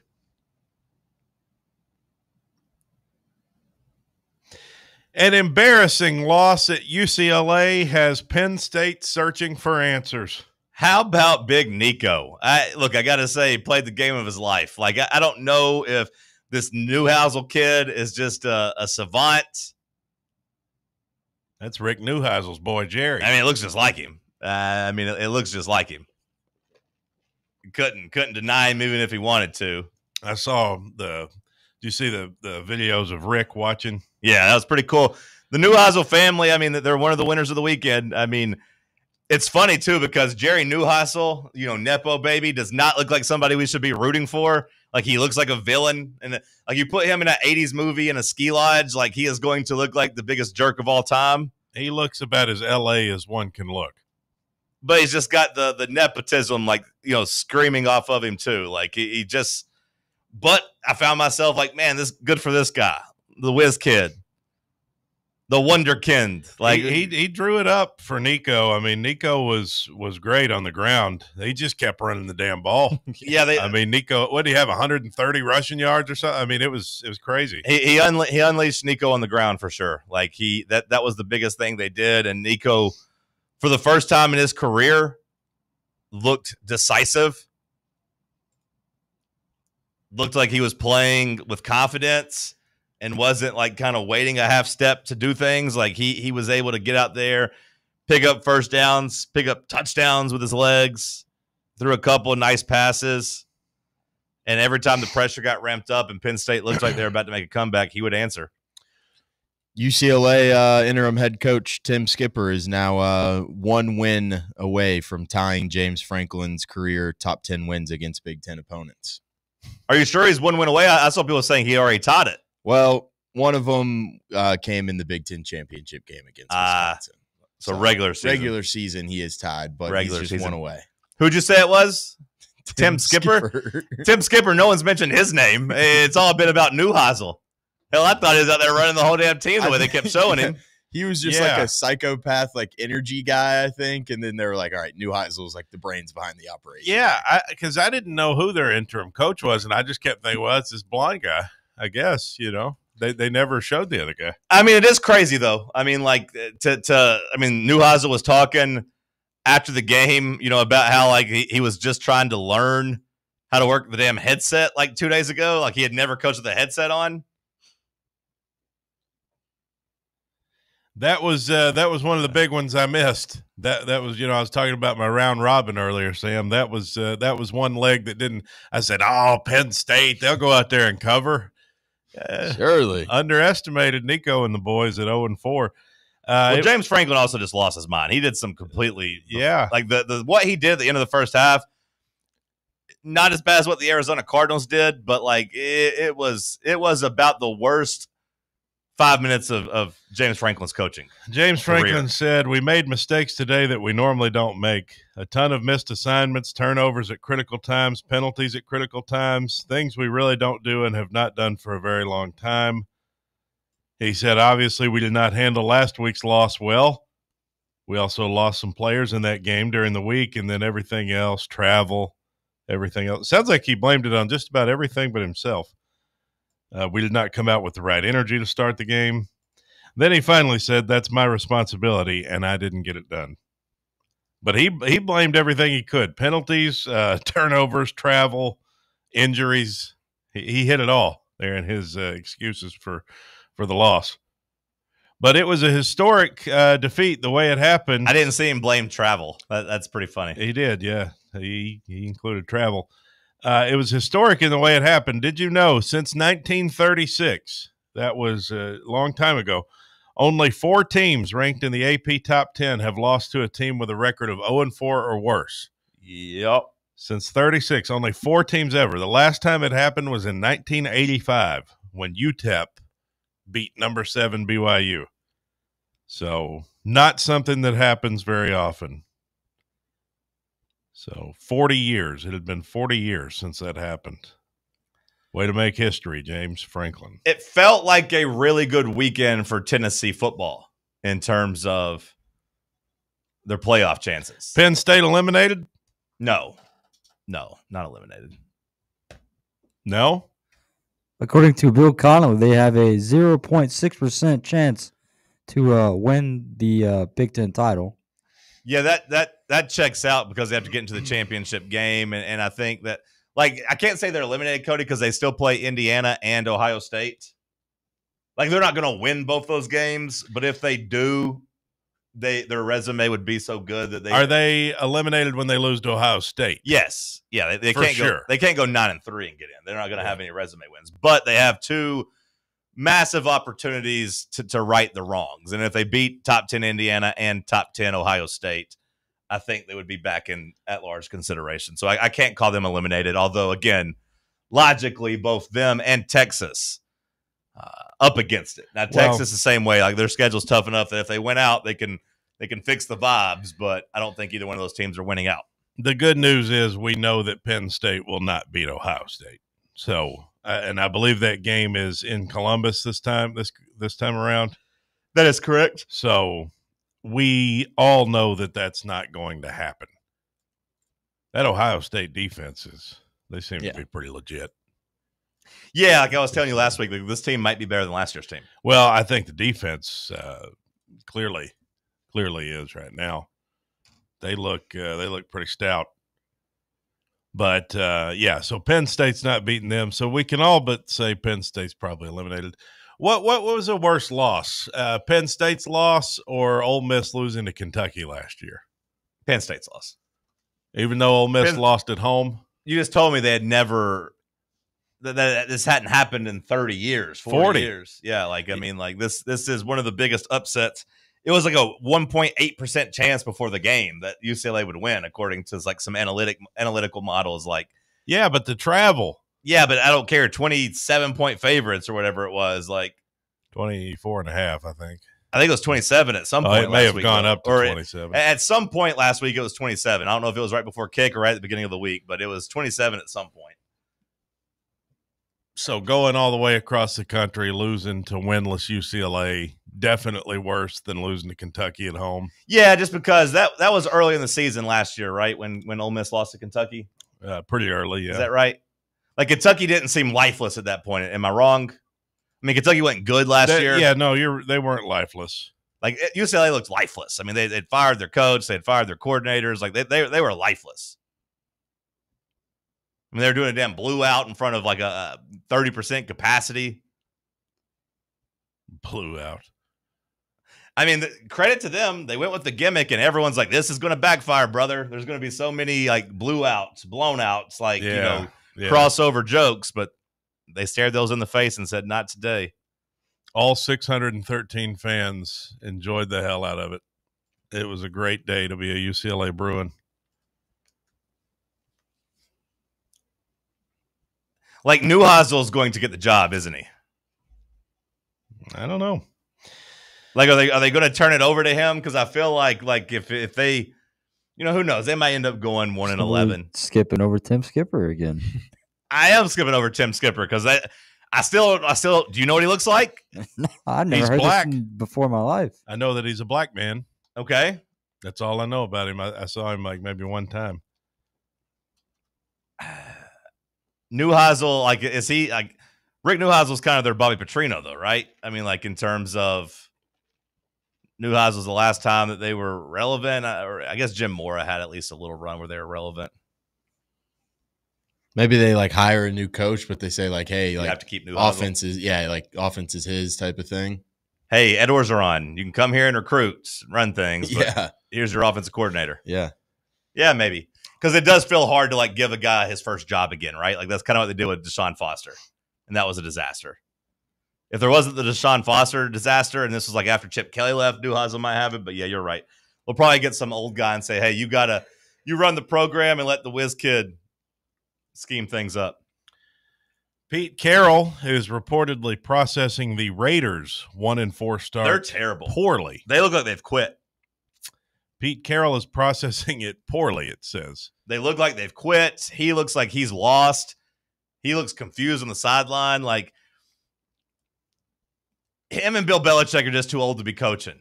Like, I know Cody always gives me flack for being an ageist and saying mean things about older people. Yeah, well, it's true. I'm sorry, but, like, Pete Carroll looks confused on the sideline. He's too old. He should not be out there. Not saying he has to go be a greeter at Walmart, but, like, he shouldn't be. It's a young man's game leading a team, especially leading a rebuild team. Like, he ain't the type of guy to do it. Bill Belichick, that's brutal watching them play, man. Like, he's talking about ruining legacies. I mean, he's completely tarnished. What a terrible. Yeah, I don't know why he ever did that. Why did you take that job? What was to gain? Like, what? I don't get it. I just read that University of North Carolina staff has been directed by Bill Belichick not to post or repost anything related to the Patriots, which explains why there were no posts about Drake May's performance last night. So that's what is occupying Bill Belichick's. Maybe focus on coaching the team that you're the coach of. His girlfriend, the Patriots, Gap, North Carolina. Like, that's his breakdown. Because, that's crazy. I didn't even think about that, Sam. Like, they should be praising Drake May. They should be using him for recruiting. Drake May looks like an actual good quarterback. Mm-hmm. Like, I've been waiting to see it with him, and that was the first time he had beaten a team with a winning record, but I liked what I saw. He was athletic. He made some good throws. He was decisive. He made some game-winning plays. North Carolina's social media account should be praising him, but they can't because it praises Mike Vrabel. So they Bill posted both of Javonte Williams' touchdowns instead. So Bill Belichick is just petty, Yeah. and it's just sad. I mean, what a terrible way to end your career. Just a disaster. Someone in the replies of this tweet said his teenage girlfriend is teaching him how to be a jealous ex. I mean, yeah, just the whole thing with Belichick is good for Dabo, though. Dabo got him one. First play of the game. That was just mean. That was fun. It felt like elder abuse. Them doing that. I turned that game off literally after the first play. I saw that happen. I go, well, this ain't fun to watch anymore. I was here watching it at the studio. I mean, we got the 4 TVs on the wall, and it kept a TV just because I couldn't look away from it. Plus, I didn't want to get up and look for Big Ten Network. Eventually, I did, but I was struggling getting all the damn things set up. So I said, you know what? Here you go, ESPN. Just give me Clemson, North Carolina. And I was like, call off the dogs, Dabo. And then I thought, okay, maybe just score 80. And then he called the dogs off. Pete Carroll said before training camp or during training camp, we are going to win a bunch, and I don't care who hears that. The Raiders are 1-4. I thought they were too. I bought into Geno. Geno looks awful. Geno looks like he has completely regressed back to the New York Jet days. Pete Carroll said, I'm processing it very poorly, to tell you the truth, because I thought we were going to win right out of the chutes. That's what he said. He said, I expected to win right out of the chutes. And they are not winning at all. Terrible turn for the Raiders. Thought they had something. Now they're at the point where they might lose to the Titans. Both teams are looking at each other like, I'm glad you're on the schedule. And that's kind of how I felt about the Cardinals on Sunday. You know, the Titans aren't going to be picked to beat anybody. Maybe New Orleans and Nashville. Maybe. But, like, hey, when I look at the Raiders, I said, hey, I'm glad to be getting them right now. There's a chance for a win. New Orleans got their first win. Yeah, they did. Good for Spencer Rattler. He threw an absolute gorgeous deep ball. Had a little PTSD seeing it. We'll talk some college football coming up after the break. Stay locked in right here on Fan Run Radio. Streaming worldwide at fanrunradio.com and on the free Fan Run app. This is Big Orange Country's sports talk radio superstation, Fan Run Radio, Knoxville. When it's past high noon, it's time for a vodka soda made with a vodka you've actually heard of. I'm talking White Claw vodka soda made with White Claw premium vodka. JB Smooth Only Drinks vodka soda made with the world's smoothest vodka. And you can too. Pick you up a bottle of the triple wave filtered vodka that's been distilled 5 times. White Claw Premium Vodka comes in 4 flavors: black cherry, mango, pineapple, and just vodka. You haven't had vodka like this. No one has. White Claw Premium Vodka. Please drink responsibly. For over 3 years, Crumble Cookies has served the Knoxville area, from Clinton Highway to Parkside Drive. Even our friends out in Maryville have reached you, our fans, with the best cookies in the game. This fall, Crumble is gearing up for yet another fantastic season. Whether you're tailgating or looking for a pick-me-up after getting the kids from school, Crumble has you covered. Download the Crumble app to check out this week's rewards and features. And stop on by. Tell them Fan Run sent you, but don't miss the cookies. A brand built in Tennessee and born from the love of the game, Inward Half revolutionizes golfing comfort. Crafted by a former pro and dedicated enthusiast just like you, our luxury performance wear guarantees you stay cool and comfortable through every swing and every day. We're not just a brand. We've set out to create a lifestyle for those who understand that impeccable style and premium performance are a hole-in-one. Enjoy the walk-in with Inward Half. Citizens National Bank. Kick off this football season with a CNB Plus Perks checking account. Move downfield with free online and mobile banking. And cross the goal line with extended evening hours and Saturday banking. Banking at CNB has its perks. Find out more at cnbtn.com. Citizens National Bank. Banking never felt so good. Member FDIC. Hey Knoxville, Surfside iced tea and vodka made with real brewed tea is only 100 calories, 2 grams of sugar with no bubbles and no troubles. That's right, zero carbonation, so it's easy to sip and enjoy. Headed to a game day or party at a friend's house? Bring an iced tea or lemonade variety pack from Surfside, or try their green tea and new raspberry tea vodka. Find the can with the sunset stripes this season. Surfside iced tea and vodka, sold at bars, restaurants, and stores near you. Surfside iced tea and vodka, sunshine in a can. Must be 21 or older. Enjoy responsibly. Hi, this is Bo Kregner from the Kregner Group at Realty Executives, and I know there's a lot of choices here in East Tennessee when it comes to choosing a realtor. Here's why the Kregner Group is different. At the Kregner Group, our motto is walking by faith, serving others. It's how I live my life. It's how I run my business. Here at the Kregner Group, we're committed to doing real estate the right way. Faith, honesty, integrity. The Kregner Group. Call me anytime at 865-742-1035 or visit my website at bonoshouses.com.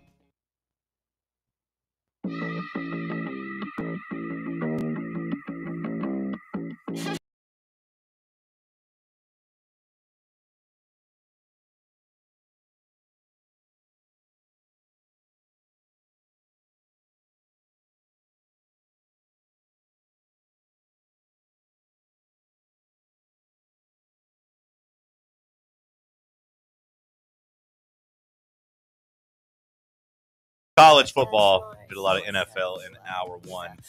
Let's talk some college football. Like I said, Tennessee was off this weekend, but I considered it a net positive in terms of Tennessee's season and Tennessee's chances of making the playoffs. When you see Florida State essentially get eliminated, Penn State and Texas end up on death's door. The only thing I looked at as kind of a negative of the weekend, and maybe you guys have a different answer, but the only thing I looked at as kind of a negative of the weekend was Florida getting up off the mat. Yeah, but last week we said that that's what we wanted, right? We did, but like Florida looked pretty good. DJ Lagway looked pretty good. Well, they're still playing for old Billy. I mean, this happened last year. You know, they started poorly and then they turned it around a little bit. And this might just be what we got to continue to hope for with him, is that they stay just good enough that he stays employed. Now, they still, we know they have a gauntlet. It's about to be game 4 of their, as of right now, their 6-game schedule against top 10 opponents, which is crazy to say. They're headed to Texas A&M this weekend. Should be a loss.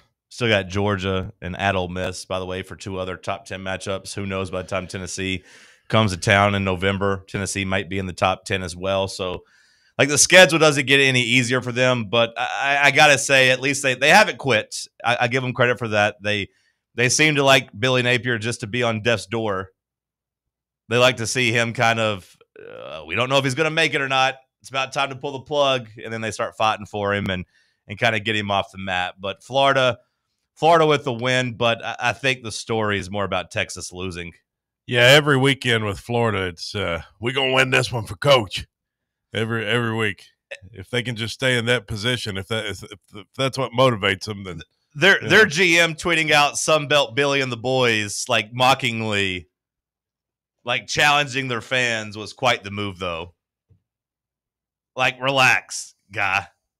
By the way, if it's one of those wins that I feel like if I was a Florida fan, I'd be like, this win is nice, but it just makes me more angry that you guys couldn't score against South Florida. Like, Texas has got a great defense, and you managed to score 29 on them. Why did you only score 16 against South Florida at home? Huh? Yeah, not great. I mean, it's hard to win on the road in the SEC, but I think we saw that Texas is Arch sucks. It's over for Arch. Go ahead and pack it up and ship it away. Arch Manning, not good. This was his last opportunity to kind of be good, you know. He looks lost, and he looks like a guy that had questionable film. You know, I saw people bring up some highlights from high school where he looks like he's out there playing against us, essentially, like running away. Yeah. Not even us, like kids out there. I mean, just small kids, like he's toying with them. And, just The competition was very low, and the last name was Manning, and that's how he got to be a 5-star. And that's what I just kept saying all offseason was like, man, we're not far removed from that. We're not far removed from the recruiting expert coming out and being like, hey, watch this film from the Texas spring game. This is a 3-star if his last name is Jones. Yeah. Like, he's a 3-star. Like, the mechanics are bad. Like, he's off balance. And the decision-making's bad. The decision-making ain't great, but, like, to me, it's crazy that he is a Manning. And he is much more of what I imagined Archie looked like.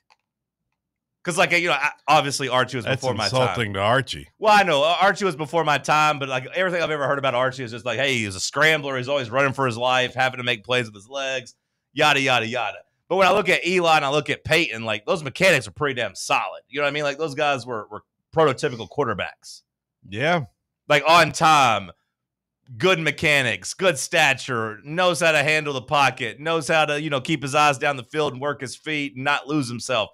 Like, Arch can't do that. Arch is off balance trying to Patrick Mahomes every throw, but he ain't got the arm of Patrick Mahomes. No, he doesn't have the arm. I mean, he was taking sacks. He was throwing picks. He just – I watched a good bit of that game, and it just – I couldn't get over how bad Arch looked. I know Archie was good, so, I mean, maybe that was an unfair stray to him, but I just mean it like Archie, I was always told, had to just rely on his athleticism, had to run around and make plays. I feel like that's the only time Arch can do anything is when he's just running, but he's not a good enough runner or a decisive enough runner. He had a long of 36 in this game, so he did have one long run. It's crazy to see because he had 15 carries for 37 yards. I know sacks get taken away, but that means he had 14 carries for 1 yard outside of the one long scramble. I don't know if they'll ever bench him. I don't know if they'll pull the plug on the alleged $6 million man. Well, that backup came in and just ripped it. He did. At the end of the game, when Arch's helmet fell off, that backup came in and he had to go throw it and just absolutely threw a laser beam. Yeah, I mean, he did. 1 of 1, 26 yards for Cardwell. Is Texas right now the biggest underachiever on the year for where we thought they were going to be? I mean, to be out of the top 25 is crazy. Well, Penn State's right there with them. Yeah, but Penn State was not – nobody talked about how much talent Penn State had. Oh, that's not true. Texas, it was they've got an All-American at every level. I feel like it was like Texas or Penn State like returns their entire team, their quarterback. They got a good defense. Penn State went all in. I mean, a lot of people said Penn State's – like a lot of people had Penn State ranked number 1 in the country in the preseason. No, you're wrong about Penn State. Now, Texas – I remember all that. But with Texas, it was all about the talent. It was, you know, they've got everybody back. They've got an All-American at every level. Arch Manning is the second coming of Jesus. Like, I know people were high on Penn State. I mean, I do think there were a lot of concerns about this Texas offensive line going into the season, and they've been even worse than people thought they were going to be. I don't remember hearing it, but, like, yeah, the offensive line's terrible. So, like, Arch sucks, but, like, it's crazy that Texas, with all the money they've spent, didn't fix the offensive line. Cody, I mean, I think people said the same thing about Penn State with Drew Aller and, like, them paying their best players to come back to school. Well, people were – I mean, Clemson, throw them in there, I guess. Clemson as well, yeah. I think all three of those teams. Like, I don't know. They weren't necessarily preseason 1, 2, and 3, but they're like 1, 2, and 4. To me, it's more so Texas doing less with more. Like Penn State, whatever. Like if you were high on Penn State coming into the year, I mean, whatever. I think we could have known, or at least I did, that Penn State was going to Penn State. You know, now I didn't think they'd lose to UCLA. Well, to me, to me, they have the worst loss. Like, is Texas disappointing? Is Arch disappointing? Yes. But can you not at least look and say, like, well, their 2 losses are at Ohio State and at Florida? One of those is not like the other. No, but both of them have top defenses, though. Sure. And both of them are a hell of a lot better than UCLA. Sure, but Florida's, I'm not giving credit for that being a good loss by any means. It's a lot closer to a good loss than UCLA is, though. Yeah. So to me, Penn State's more disappointing. I don't know. I expected about the same from Penn State as I usually do. Texas, I thought was, the All-Americans. Now, if you just look at Arch Manning in general, you could say that he is the most disappointing player in the country. I'll give you that. And I won't even argue about that. Like he's the most disappointing player in the country. Well, yeah. I mean, he's the most hyped by far. when you look at the top 10 in college football right now compared to where it was at the start of the year, obviously Clemson, Penn State, Texas are the three that jump off the page as not living up to expectations. Anybody else surprise you? Does it surprise you to see some of these teams where they're at? In a bad way, or are you allowing for good surprises? Either way, good way, bad way. I mean, I think Texas Tech's better than expected. I mean, I think they went out and spent a bunch of money, but like it's came together better than anybody thought it would. I think Miami is better than we thought. Yeah. Miami better than expected. Miami's really good. I think, and then Texas Tech to me is a pleasant surprise. All of that coalesced together quickly and in a dominant fashion. Seeing Indiana sitting there at 7 just makes me sick. This year it doesn't bother me as much. We'll see. Like they're about to have to go play at Oregon. What's the line on that game? Like Oregon, like 10, 8.5? I saw it at 7.5. 7.5? Now, Penn State could do us a solid down the road because let's just say Ohio State beats Penn State. I think we all agree that's going to happen. So that'll eliminate Penn State from the playoff. But then we could have Penn State go beat Indiana and give them their second loss. Sure. And then maybe in the Big Ten, we get to a point where we're kind of just dealing with Ohio State and Oregon. And those are obviously 2 playoff teams. And you if think they the Big Ten you think they're only getting 2 teams in?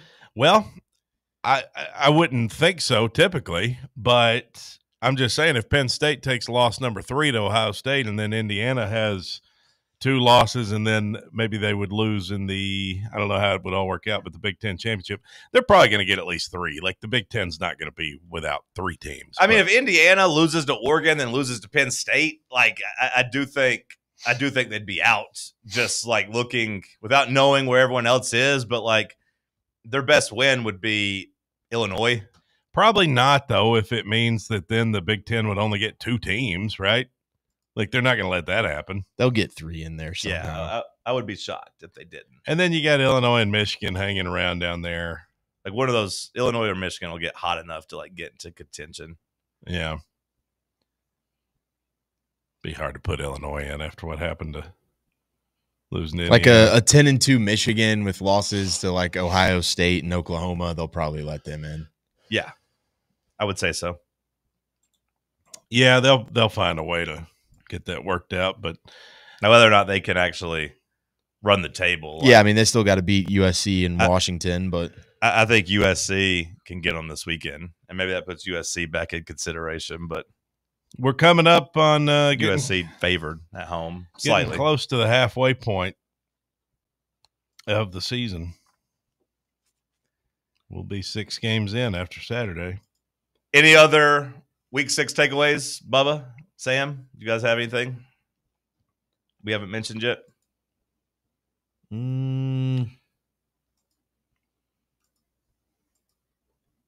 Diego Pavia. That as I expected. Alabama really pulled one off for me late. That late cover. That killed me. That worked out good for me. Hate it for Mississippi State. Yeah, I Mississippi wish they would have State kept it close to make us feel better about our win. Mississippi State got their ass whipped. Fluff got carted off. That ain't good for them. Who did? Fluff Bothwell. Oh, yeah. I'm still waiting on A&M to fall apart. I felt probably better about Vandy coming out of that game, which is funny because they got beat by 16 and didn't cover, but Pavia choked. The rest of the team actually seemed like they could hold up and play against Alabama, and Pavia choked. And it sucks, and I'm not going to crush him too much because I still think he is a good quarterback, but like to be the guy, to be the face, to be the one running your mouth, like you let the team down, bro. You're the one that lost it. You're up 7-0 driving in to go up 2 scores early. You fumble, and then you're down 6. Was that at the beginning of the 4th quarter or into the 3rd quarter? Either way, you're down 6 and driving to seemingly take the lead, and you throw a really bad interception. Like that was Pavia costing them that game. I thought Vanderbilt came out, and I was like, hey, the defense, good enough. The offensive line held up. The running back held up. Well, no, you can't really say the running back held up. He had 4 carries, but one of them was a 65-yarder. Vandy just kind of they didn't even try to really run the ball outside of Pavia scrambling. But the offensive line held up in pass protection. The defense held up good enough in terms of especially getting the red zone stops. And Pavia let him down. He choked. If anything, from a Tennessee standpoint, it showed me that November's not going to be easy. Florida and Vandy are still going to be Florida, Vandy, probably Oklahoma. So that's a tough October, or excuse me, a tough November. Yeah. I mean, you get the bye week after Oklahoma, and at that point, you look at the schedule. You're like, okay, we got a bye week. We got New Mexico State. Looks like maybe it was going to ease up a little there with Florida and Vandy, but nothing's going to come easy in the SEC. I mean, we just got to take it week by week. Hell, we got to get through Arkansas this week, and then that damn Kentucky game is sandwiched right in there. I mean, trap game central between Alabama and Oklahoma. Just got to take it week by week. Miami looked good.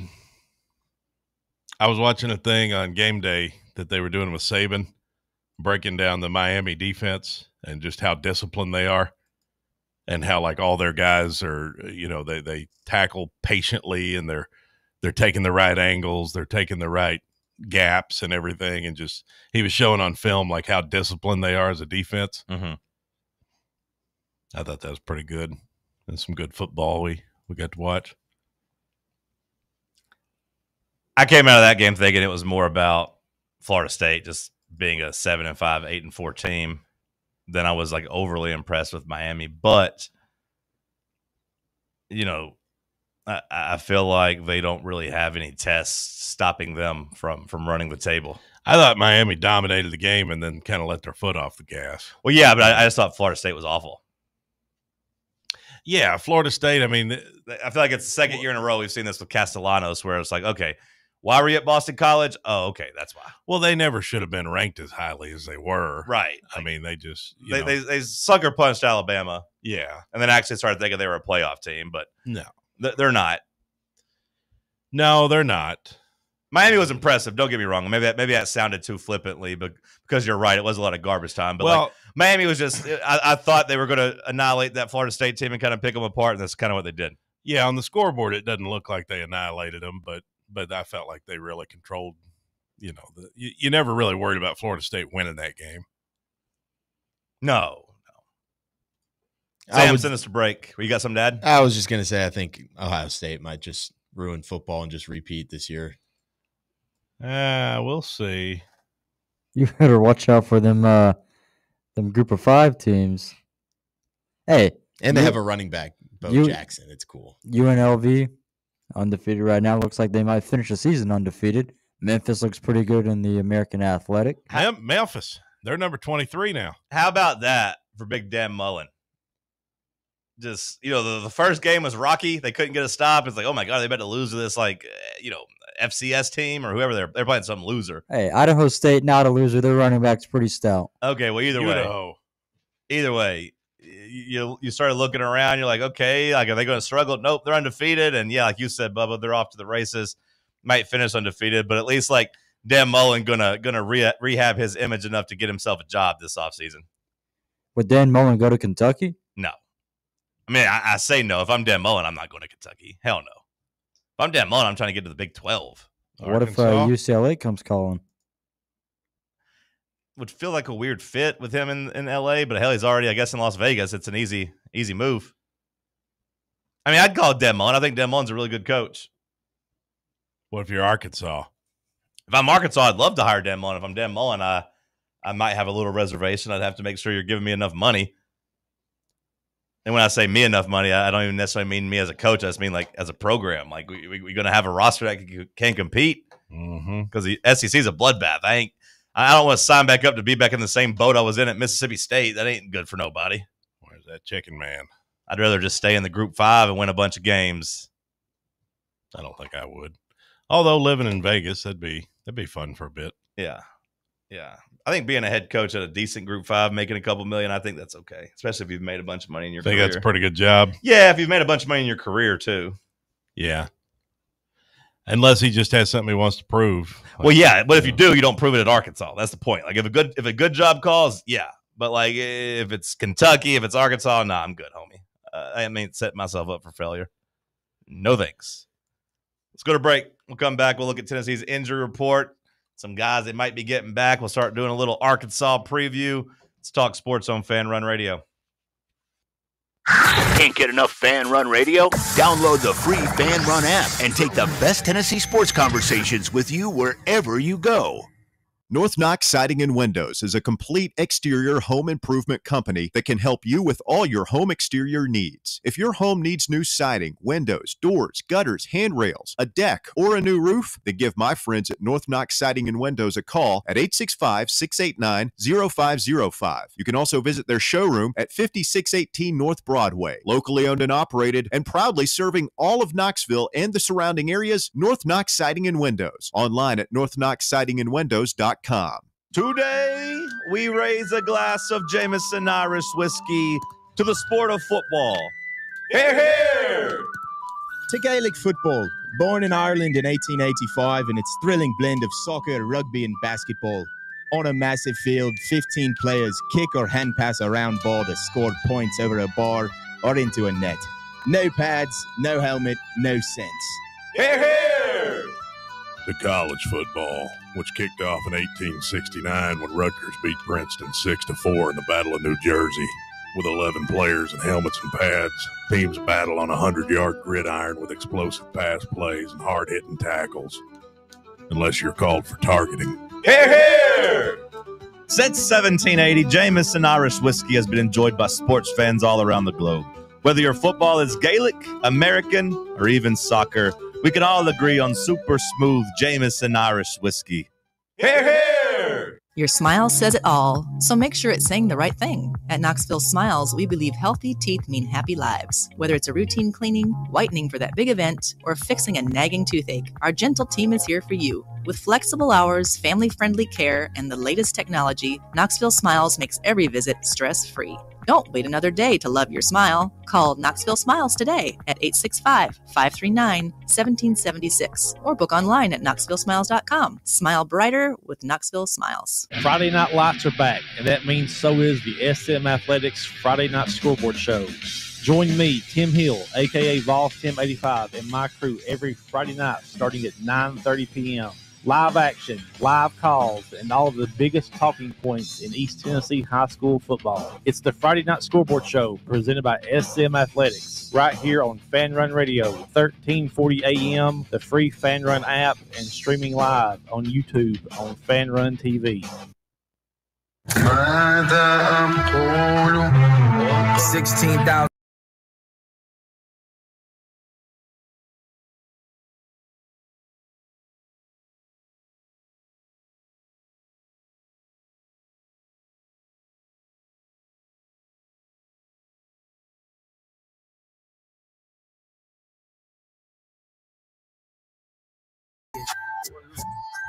Well, they got that battleship at Mobile, which is pretty interesting. I went on that when I was a kid. Stood on the front of it like I was on the Titanic. Huntsville's pretty interesting. NASA, you can see all the rockets and stuff. Birmingham, Tuscaloosa, you got a couple decent barbecue spots down there. They got that Alabama white barbecue sauce. Talladega's a hell of a good time. Sam, what do you think about Alabama? Bottom 5 state. Bubba, what do you think about Alabama? Poor literacy rates. Talladega is a good time. As a team, I don't know what to think. I mean, I think confident. I think they're probably pretty good. They're probably better than we thought they were. You know, did we write them off after the Florida State thing? Yeah, we did. Did we just completely? Yeah, we did. Yeah. I don't think we're necessarily wrong either. Now, Jem Miller being back, he was toting that rock pretty good, and he was banged up earlier this year. But like, I just Are they the best team in the SEC? It just feels so weird to say that after what we saw to start the year. That's what I'm saying. Like, I have a hard time putting them as my number one team. I think they're volatile. I think when they're clicking, they're the number one team in the SEC. And then I think just they have some inconsistencies that take them down into like almost the middle of the pack sometimes. What if that Georgia guy just caught that touchdown pass that he dropped? I mean, if Alabama's sitting there with 2 losses. What if Ryan Williams had caught the 70-yard touchdown? Sure. I mean, you can play the game both ways. But I think there's a pretty realistic world where Alabama's sitting there with 2 losses. And then if that were the case, well, they beat UL Monroe, Wisconsin, and Vanderbilt. You know what I mean? That's why I don't know, because I watched the Vandy game, and I'm not going to say necessarily Vandy should have won, but that felt like a one-score game to me, like watching it. Yeah, I thought Bama did a good job in the second half of kind of just closing it out and getting a nice win. Nothing overly impressive, but they just kind of sat on the ball there in the fourth quarter, and you knew when Alabama was up 9 that they were going to win the game. Right. Yeah. I mean, once Pavia threw the interception in the red zone, you knew it was over. At least I did. The question then was like, are they going to hold on for the cover? They're not overly impressive by any means. They're not, which is why I'm asking. Like, I don't know what to do with them because, like, I don't feel like they're the number one team in the SEC. Now, with that being said, I don't know who I would put. Hell, at this point, you might have to put Texas A&M. Oh, he's coming around on the Aggies. I know, and I hate it. I hate he's admitting coming around. to it. I hate it because like I said, I'm waiting on them to fall apart.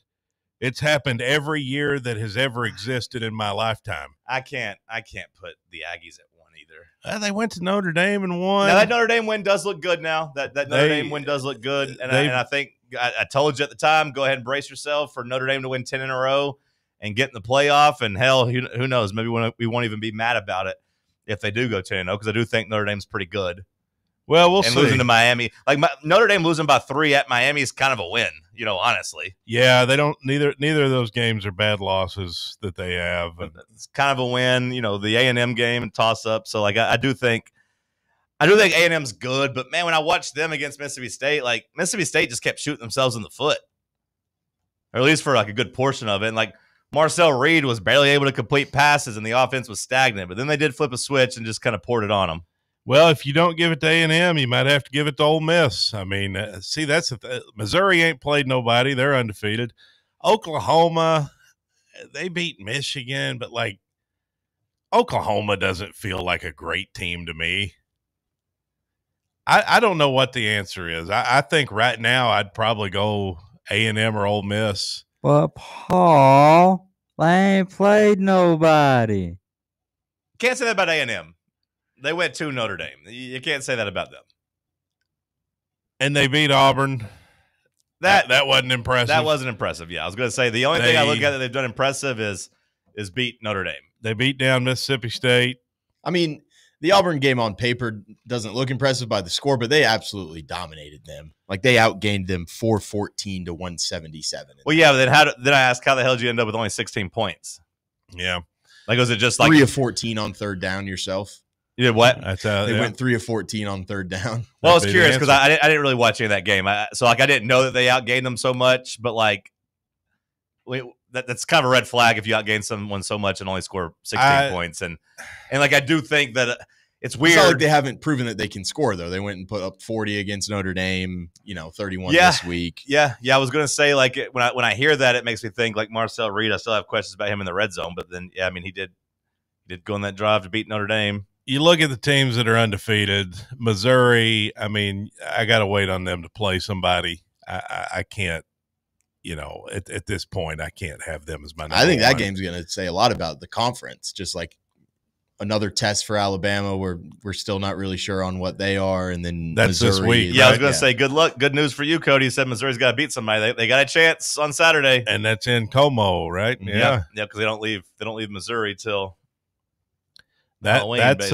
that's an intriguing game for sure. I think Oklahoma is fraud alert central. I know they beat Michigan, but they don't have any running game. What's the deal on Mateer? Is he going to be back for Texas? He told the guy at Chipotle he was. Talk about a couple of frauds. So somebody's got to win that game, Oklahoma and Texas. But well, that's funny you keep using that word because that's what I have currently on my SEC tiers for Oklahoma and Missouri is just that they will win this weekend unless they are frauds. Yeah. Because they get, a home game against this Alabama team. If you're Missouri and you want to be taken seriously, you win this game. Is that fair to say? If you're who and you want to be taken seriously? Missouri. Yeah. It's a biggest game they've probably had up there in I'd say maybe ever, right? Or a number of years. Yeah, I mean, I don't know if the number 1 versus 2 Missouri-Kansas game, I don't know where that was played. Yeah, you'd go back. I mean, when Tennessee was there, 2 years ago or whatever. Well, they were top 15. They do love that win. Or the top 20. They do love that win. They do love that win. But, yeah, like in Oklahoma against this Texas team, hell, even if Mateer doesn't play, your defense is supposed to be the number 1 defense in the country. Like, you beat Arch Manning. And you beat that team unless you're frauds. Who are you? What's the rooting interest in that game? Oklahoma, Texas. You turn around and root for Texas now? Give Oklahoma an L or? I think it's a win-win. Like Texas gets eliminated with a loss. Oklahoma, they still have to play at South Carolina, Ole Miss, Tennessee, at Alabama. Yeah, I mean, it'd probably be better for us if Oklahoma lost. Sark 2-8 versus top 10 teams at Texas. Overrated. 5-18 versus top 10 teams all time. Look, it's that's make it 6-18. It's easy to pile on. It's easy with the hindsight, but like it's another one like Dabo that I just felt like, are we sure Sark turned the corner last year? Because if you go back and look at their schedule, a lot of backup quarterbacks on that schedule. A pretty easy schedule. He kept talking about how the SEC gifted them that. Meanwhile, you're thinking a lot different about them if Cam Scatterbo just beat them in the playoff. Or if we just paid attention and actually stopped and thought, like, wait, so they lost to that Washington team in the playoff 2 years ago? That's kind of a red flag, ain't it? Coached by DeBoer. That Washington team, I mean, I know they had a couple good, offensive players, but Texas was much more talented, and you found a way to lose that one? Hold on. Get Sark back on the bottle. You lost to Gunnar Stockton in the SEC championship? Hold on. How do you live in Austin, Texas and be sober is what I want to know. Let that pressure ramp up on him and we'll see. Maybe Oklahoma will finally get, maybe all the tough games they've had to play last year and then this year, maybe Oklahoma will finally get rewarded with a win over Texas. And be like, hey, we're battle tested. We've been through this SEC gauntlet. You're just now getting your first taste of it, Texas. I don't know who I want to win that game. I do think they're both fraudulent. I don't know what to think about the conference right now. I mean, I think there's a lot of good teams. I don't think there's any great team. I think everybody can pretty much play with anybody. Except for Kentucky. Makes for a fun conference. But hell, we got them right there in Trap Game Central, like I was saying. Guaranteed night game, Lexington. Can't be worried about that one, right? That's the second time you've brought up being worried about Kentucky. I know. I'm choosing to ignore it. All we can do is take care of our business. We got to go beat Arkansas this week, and then we'll get to see what we're made of against Alabama. Be nice to go down Tuscaloosa and win. Hour 2 in the books. We'll kick off hour 3 with some headlines. Let's talk sports on Fan Run Radio. Check out our new and improved website at fanrunradio.com. Attention service members and veterans. Introducing the Griffin Law Firm, your trusted ally in military legal matters. From court martials to benefit claims, at Griffin Law, your mission is their mission. Here's VFL Marshall Griffin. As a veteran and retired military attorney, I've successfully defended lifelong benefits and helped preserve professional futures. So I know that when you hire a military justice lawyer, you maximize your chance to get relief. With my unique experience, I can advocate for you because there's no military matter that's too big or too small. Let us help you make these critical decisions that could affect the rest of your life. Remain silent. Request counsel. Call Griffin Law. For a free consultation, call 888-707-4282. That's 888-707-4282. Or just visit griffinlawdefense.com. The number one problem we see at our clinic is delaying treatment. ED can get worse. Book your appointment right now. Call 865-544-8220. Prefer privacy? Book online in under 30 seconds at menspronaknxville.com. At our clinics, men's sexual health is the whole job. Look, I'm a normal guy too. I hate going to the doctor, but we've helped so many guys in here just like you. Even if pills have failed, our medical team is going to take the time to talk you through it. Same day in-house lab, and the treatments, well, they could change your life. Your local medical team has your back. ED, performance, Peyronie's, size and shape modeling. We tailor what works for you. I'll get to the point. Can you imagine epic performance and epic sex? Yeah, I said it. A stronger you is closer than you think. We're available right now. Call 865-544-8220 or book in 30 seconds or less at menspronaknxville.com. Men's Pro Knoxville, making it happen.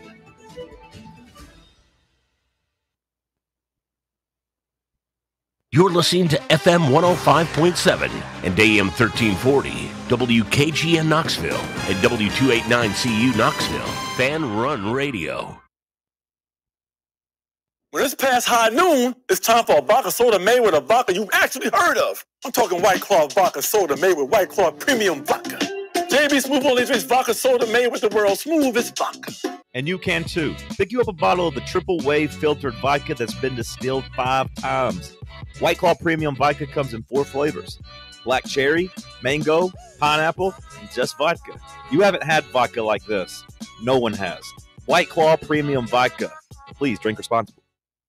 Dick's House of Sport at Westtown Mall is a destination devoted to sport, and it's your destination for exclusive events and experiences. Come visit a store like no other. Check out our 40-foot rock wall, golf performance center, Hit Tracks batting cage, and outdoor turf field.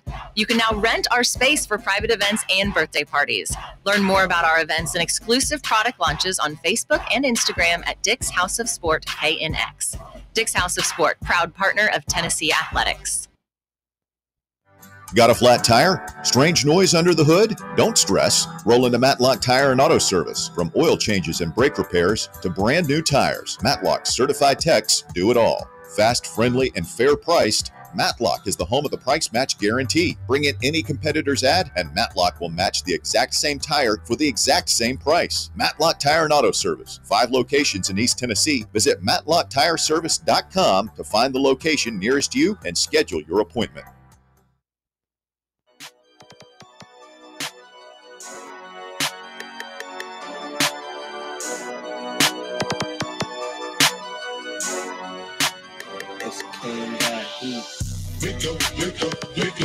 Talk Sports. Talk Sports. Talk Sports. Talk Sports. Talk Sports from 7 to 10. Overrated, underrated, a Wednesday.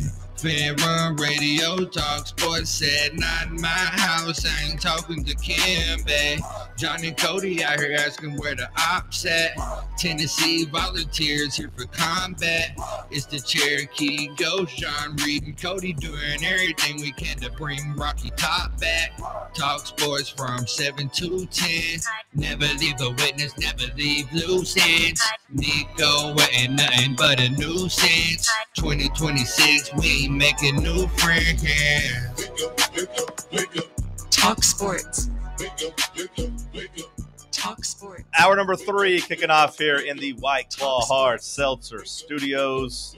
Dispatch of headlines brought to you by Knoxville Smiles. If you need a dentist, go to Knoxville Smiles. They're offering a special right now, half off teeth whitening if you get a routine cleaning. Go to Knoxville Smiles. Get your teeth cleaned. You can also get them whitened at half the cost. Call today to set up an appointment by calling 539-1776. That's 539-1776 or online at knoxvillesmiles.com. Let's hit some Hour 3 headlines. What you got, Cody Mack? Thanks, John. Bonehead mistakes. Bonehead mistakes. That's what they're calling it. They derail the Cardinals in their loss to the lowly Titans. How to lose a game 101. That's what Kyler Murray said. I don't really know what to think. I don't even know, he says. I really don't even know. That's how to lose a game 101. It was crazy. I watched the video of that fumble touchdown play. I mean, that was wild. Arizona gave up a 21-3 lead to the worst team in football to become the first franchise since the 1970 NFL-AFL merger to lose 3 straight games on game-winning field goals. How about that? That's what I was telling you. Like, I've been on the wrong side of 2 of them backing that dumb team. It was nice to be on the right side of it yesterday, to reap the benefits of a gagging team. It felt good. They're cursed. You know, you don't fire a coach, for losing that game. And Sam, I don't know how you felt. Like, I didn't really think it was his fault. His players are just dumb. His players are dumb, or his player made a really dumb play. Did you see the video of him on the sideline that's came out of him? Yeah, he's ripping into him. Yeah. I feel like you don't see that very often in the NFL. No, but it was that bad. Yeah, I mean,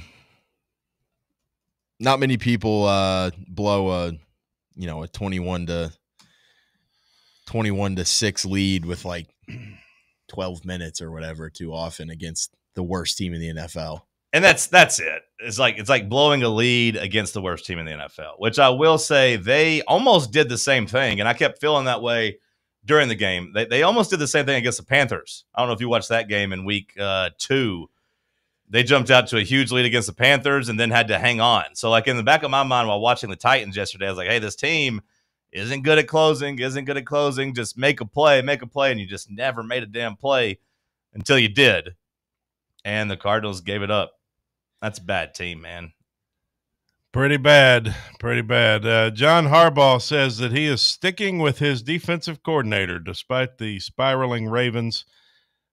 Zach Orr, he says we must stick together. After the Ravens lost 44-10 to the Texans, their defense has given up an astounding amount of points thus far in the 2025 season. But John Harbaugh sticking with Zach Orr. Just along the same lines as the Ravens, I did see something. Sam, I don't know if you saw this, but so far through the year, Calvin Ridley more yards than A.J. Brown. Tony Pollard more yards than Derrick Henry. Just saying. Speaking of Derrick Henry, he scored a touchdown and tied Walter Payton with his 110th career rushing touchdown. It was a pretty depressing touchdown. I don't know if you saw it. They were down like 34-7, and he just basically leaned over the line and just kept reaching the ball out because he's on the 1 yard line. It was pretty sad. Well, maybe so, but he tied Walter Payton. He did. Tony Pollard ain't never done that. I'm still rooting for Henry, but. And speaking of A.J. Brown, a report says that teams have been calling about him for months, trying to get him out of Philly. And it just says that the Eagles don't want to do it.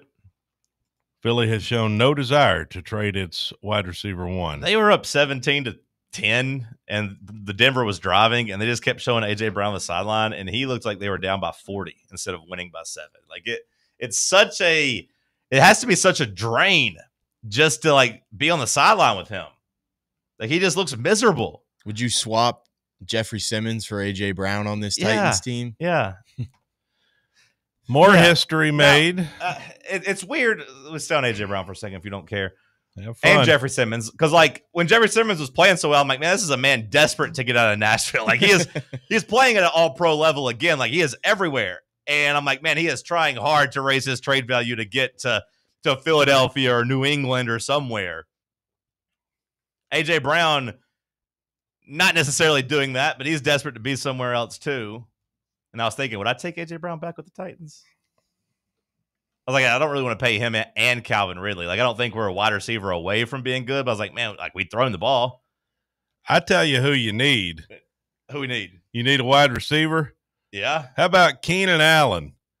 He can catch the ball. Like, I've had him in fantasy for 5 years, and for 5 years you've told me he's old and decrepit and washed up, and he just keeps producing. Did I miss something yesterday? What did he do yesterday?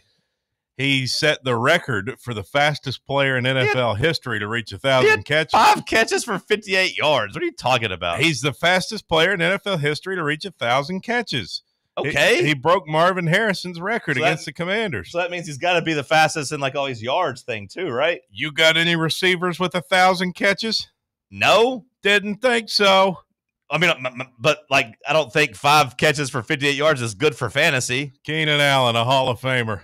Just for the record, Bubba, I asked you to keep track of this stuff. So just for the record, after me, Sam, and Cody got in an argument about Keenan Allen for 2 weeks, he's got 10 catches for 95 yards. So that's their big wide receiver, top 20 guy. Hey, he's producing. 10 catches for 97 yards over 2 weeks. Over 2 weeks. Every catch is a point. How many touchdowns? He's better than A.J. Brown. Zero touchdowns. Been better than A.J. Brown this year. Well, I'm not arguing that. I wasn't the idiot that drafted A.J. Brown. Every catch is a touchdown, or every catch is a point. I might not win in fantasy this year in the Station League. You know, it's tough, 1 of 12. Yeah, but I will say I had the best pick of the draft. I maintained that pick number 14, getting Puka at pick 14, the best pick of the draft. Best pick of the draft. We'll put that on a plaque for you when you finish 7th. I'm not going to listen to it. Maybe worst first-round pick, too? Huh? Worst first-round pick, too? No, it wasn't the worst first-round pick. Justin Jefferson, I had to trade him away. Well, I was going to say, if anything, many people trade away their first-round draft pick in fantasy. The trade might have been a little short-sighted, although I will say I didn't know that J.J. McCarthy was going to get benched because Carson Wentz, say what you want about him, he does want to throw the ball at Justin Jefferson. If I'd have known Carson Wentz was taking over, I might have kept Justin Jefferson. Imagine that. Oh, man, Justin Jefferson and Puka, that would have been great. So, like, yeah, that was a little bit of a misstep. Someone argue the best pick was Jonathan Taylor by yours truly. Yeah, you know, Sam, what round was that? 3rd round? Second round? A nice day yesterday. So. When was that? Maybe the second?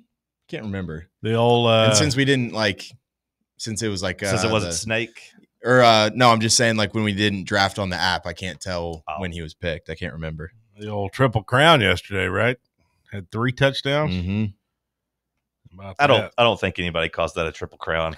They called it that on the Red Zone radio, actually. They called it a Triple Crown to score 3 touchdowns? That's what they called it. That's why it's on something called a Red Zone radio that I've never heard of. Triple Crown. I've heard of a hat trick. Yeah, that's another thing you could say. Typically, a Triple Crown is when you are leading 3 different things. Now, are you sure they weren't saying he has the most yards? 3 different touchdowns. Are you sure they weren't saying he is like the league leader? I don't know. I'm just telling you what I heard. The Patriots star receiver Stephon Diggs calls his victory over his former team 100% personal. He took it personal against the Bills. He looks like he did. That's the best he's looked in years. Keenan Allen. 5 it was catches, lit. 58 yards. That's how bad Prime Cody's time. fantasy team is this year. He's bragging about a guy electrifying, getting 5 catches for 58 yards. Yeah. We're not doing great in the Station League. Every other league though. We're coming together. We're going to win in the other leagues. We haven't gotten to like the biggest news of the weekend yet. I was about to get there. I'm waiting on the news, man. I was about to get there. I was just trying to get through. You know, you people, you criticize. You're so bad at headlines. Criticize. Now, I was trying to get through these so that we could get to the big news of the weekend, which was Mark Sanchez getting stabbed. It was on the horizon, Sam. And it turns out he was the aggressor, it seems. He deserved to get stabbed, allegedly. Has Dan Dakich, has he offered an apology or anything? What did he say? Oh, you guys didn't see what he said? No. Oh, boy. Was it something about an illegal? It was basically, I mean, because when the story first came out, I think everyone, and like Adam Schefter tweeted out like a robbery. I think everyone assumed like Mark Sanchez was the victim of a crime, and Dan Dakich came out and was like basically making it political about how a bunch of African Americans, a bunch of fatherless African Americans run around downtown Indianapolis, and what do you expect's going to happen? Blah, a guy blah, from blah. Outkick said that? Yeah. Whoa. And it was just like, what do you expect to happen? And then, then it came out that Mark Sanchez was drunk and, hell, I don't know, hopped up on drugs or hell, like maybe CTE. I don't know what the hell to blame for this, but you think he was drinking with anybody else on his Fox crew that night? I don't know. I don't know. But Dakich came out and was like, yeah, like basically like this is what happens when you have a bunch of fatherless black kids running around Indianapolis. Of course, something bad's going to happen. Then it turns out Mark Sanchez attacked a like 67-year-old driver. Truck driver. Told him he was parked in the wrong spot. Drunk wind sprints in an alley. It says that Dan Dakich is facing backlash for racist comments on Mark Sanchez stabbing. Sanchez or anyone being stabbed downtown Indy should not be a surprise. We have a ton of fatherless and armed African-American kids descending on downtown Indy every weekend.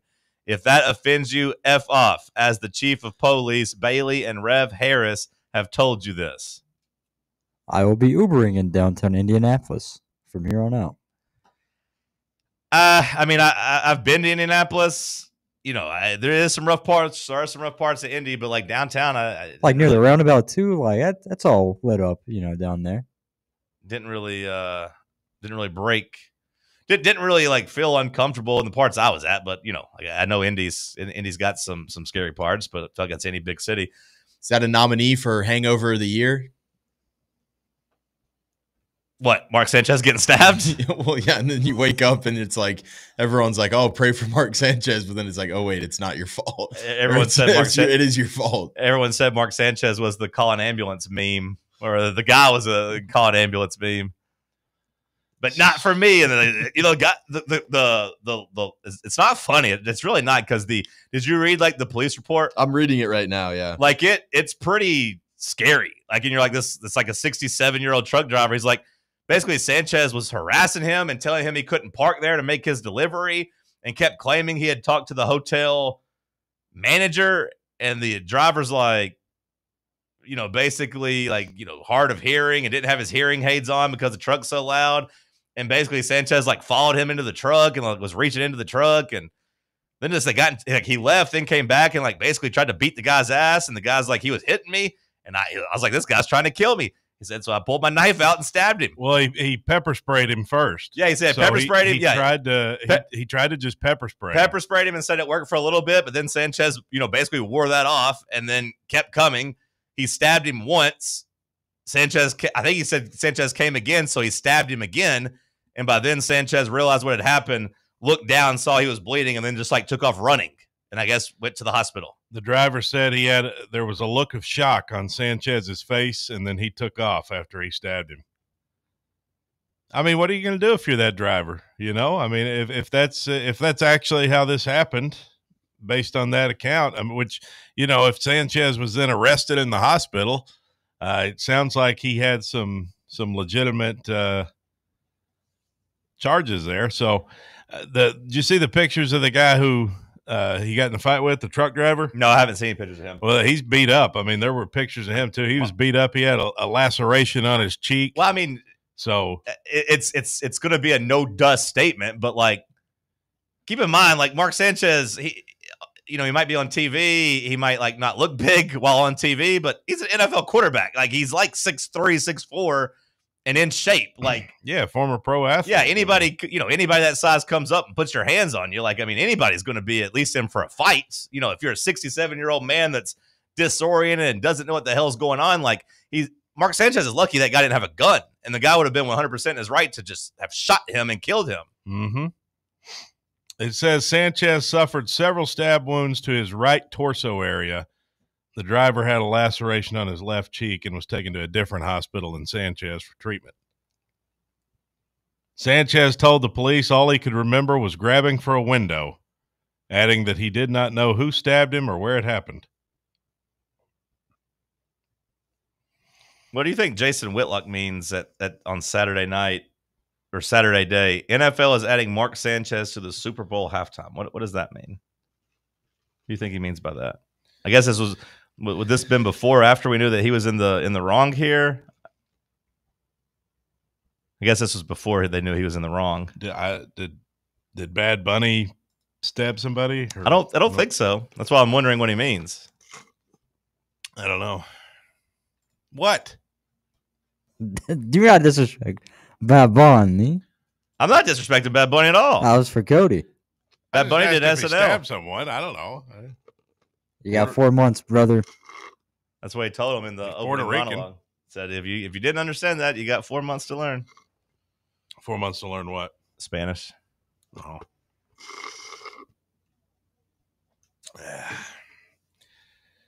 Well, what a story. Mark Sanchez.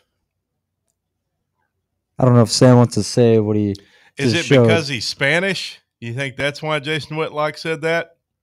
That's what I'm assuming. Because his name is Sanchez? I think it was. I think this was when we thought Sanchez was a victim. So he's like, the NFL is going to be doing him a solid, and making the Super Bowl halftime because hey, he's Spanish and Bad Bunny's Spanish. Ha ha ha. This guy tweeted, we can all appreciate that Mark Sanchez didn't want to be remembered as the butt fumble guy, but there's no way that assaulted a 69-year-old delivery driver, then got arrested in the hospital where he was being treated for a stab wound in the chest guy is that much better. It's not. And this is what you're going to think about with Sanchez. Like this ruins like your perception of him for sure. Like this will be the first thing you think of. Butt fumble number 2. I think of wind sprints and an alley guy now. I would like to know, just like, was he on drugs? Like, if you're him, you guys say, I took some medication, right? That's what you guys say is like, hey, I'm on some medication. We went to dinner. I had some drinks. I had a bad reaction. Also, I have CTE. Like, my brain is all over the place. I don't know how you spin this if you're him. So he just been going around beating people's ass in every city? Like, are we going to find out, like, Dexter? Like, we're going to have to, like, go through and look at every city he's been calling games in to see if anybody's been harassed? Like, I mean, what if he just hates truck drivers? You just start hearing all these different truck drivers. That Sanchez assaulted me too. I mean, that's what it sounds like. This guy was like, I was just trying to drop a load down at the local Publix. Some bitch came up to me. That's what the guy was saying. So he was just backing in, and this guy came up and was like, "You can't do that." And he's like, "What?" I was just on the phone trying to get my EFS check. I said you can't do that. Mark Sanchez ended his broadcast career the same way his NFL career ended. He got cut. Good one. William wrote that in. Mac Brown's throwing shade at Bill Belichick now. He tweeted, "So happy for Drake. Fun to watch him win last night in Buffalo like he did so many times at USC. Love and appreciate you, my friend. Keep it rolling." And then posted a picture of them too. If I'm Mac Brown, I'm like, you fired me to bring this in? Hell, I could lose by 30 points. Mac Brown's a much better college coach than Bill Belichick.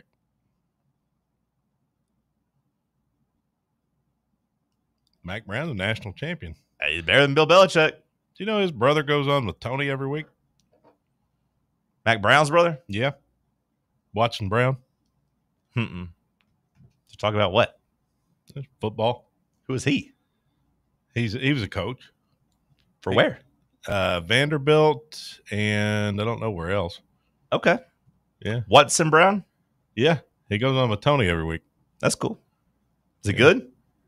I enjoyed it. Okay. I mean, it's just I like hearing an old football coach talk football. I like that sound, that aesthetic. You know what I mean? All There's right. a couple of real old football coaches.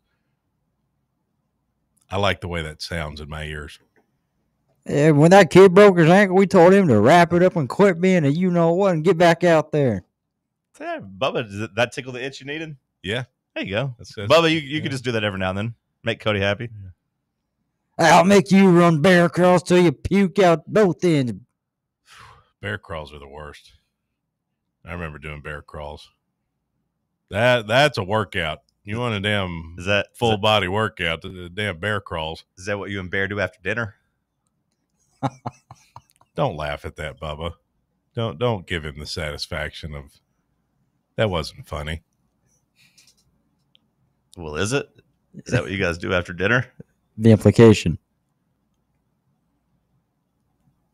You do come in whole body sore the next day.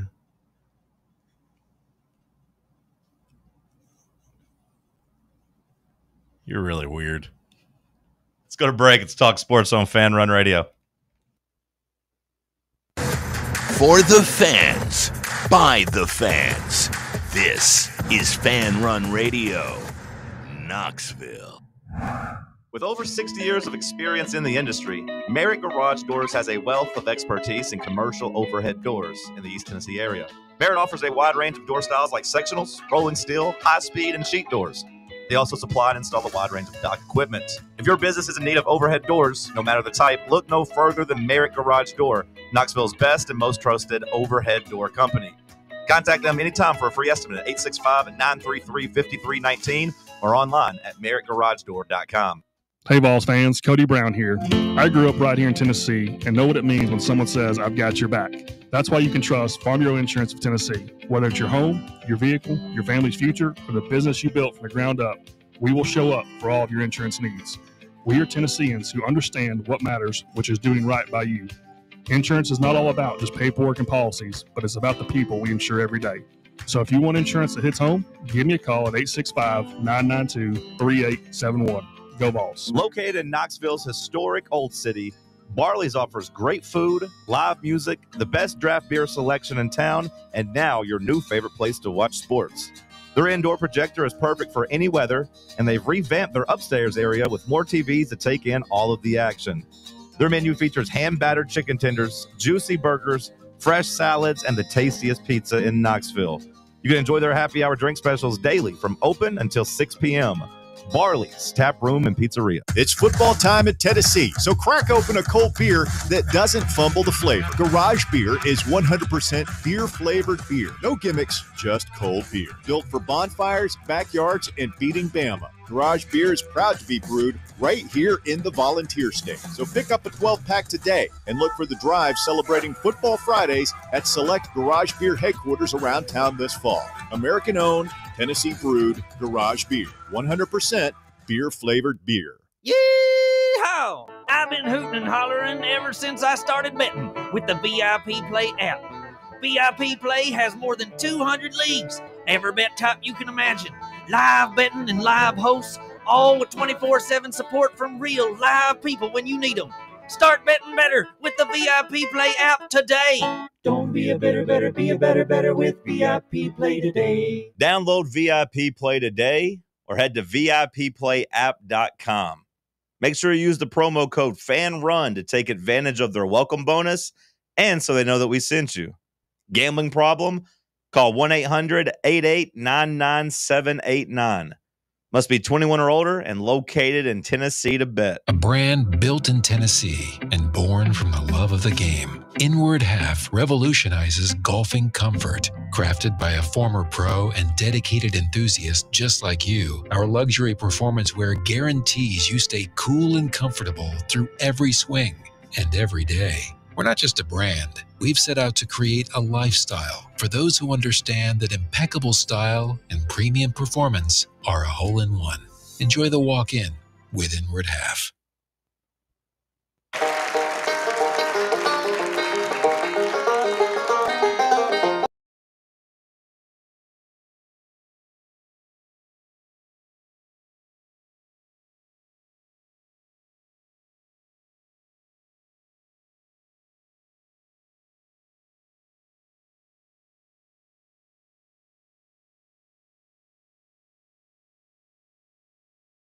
Aiden's Fivehead on YouTube says you got to put Ole Miss #1 for now, anyways. Ole Miss at #1 in the SEC. My question would be like, why do you have to put Ole Miss? What's the case for Ole Miss over A&M? They're undefeated, Paul. Yeah, but I'm saying compared to A&M, A&M's also undefeated. They're both undefeated, Paul. A&M's got a better win than Ole Miss has, right? Yeah, they do. Let's see. What has Ole Miss done? I know they beat Kentucky. They beat Arkansas. They beat Kentucky by they beat 7. LSU. Yeah, they beat LSU, but that's not better. That's not a better win than at Notre Dame. That's a bad number 4 LSU versus. You can't get confused by the number 4. We just had to talk about Florida State being overranked, so you can't. No, you can't say LSU is number 4. LSU never deserved to be number 4. Yeah. I think what we know about Clemson tells us that LSU shouldn't have jumped into the top 5 just for beating that Clemson team. Yeah, but Notre Dame's a 2-loss team. So Notre Dame would beat the brakes off of Clemson. Would they beat the brakes off LSU? They'd beat them. They'd beat LSU? They'd beat LSU. I think they'd beat LSU. I don't know if you can say definitively that's a better win, though.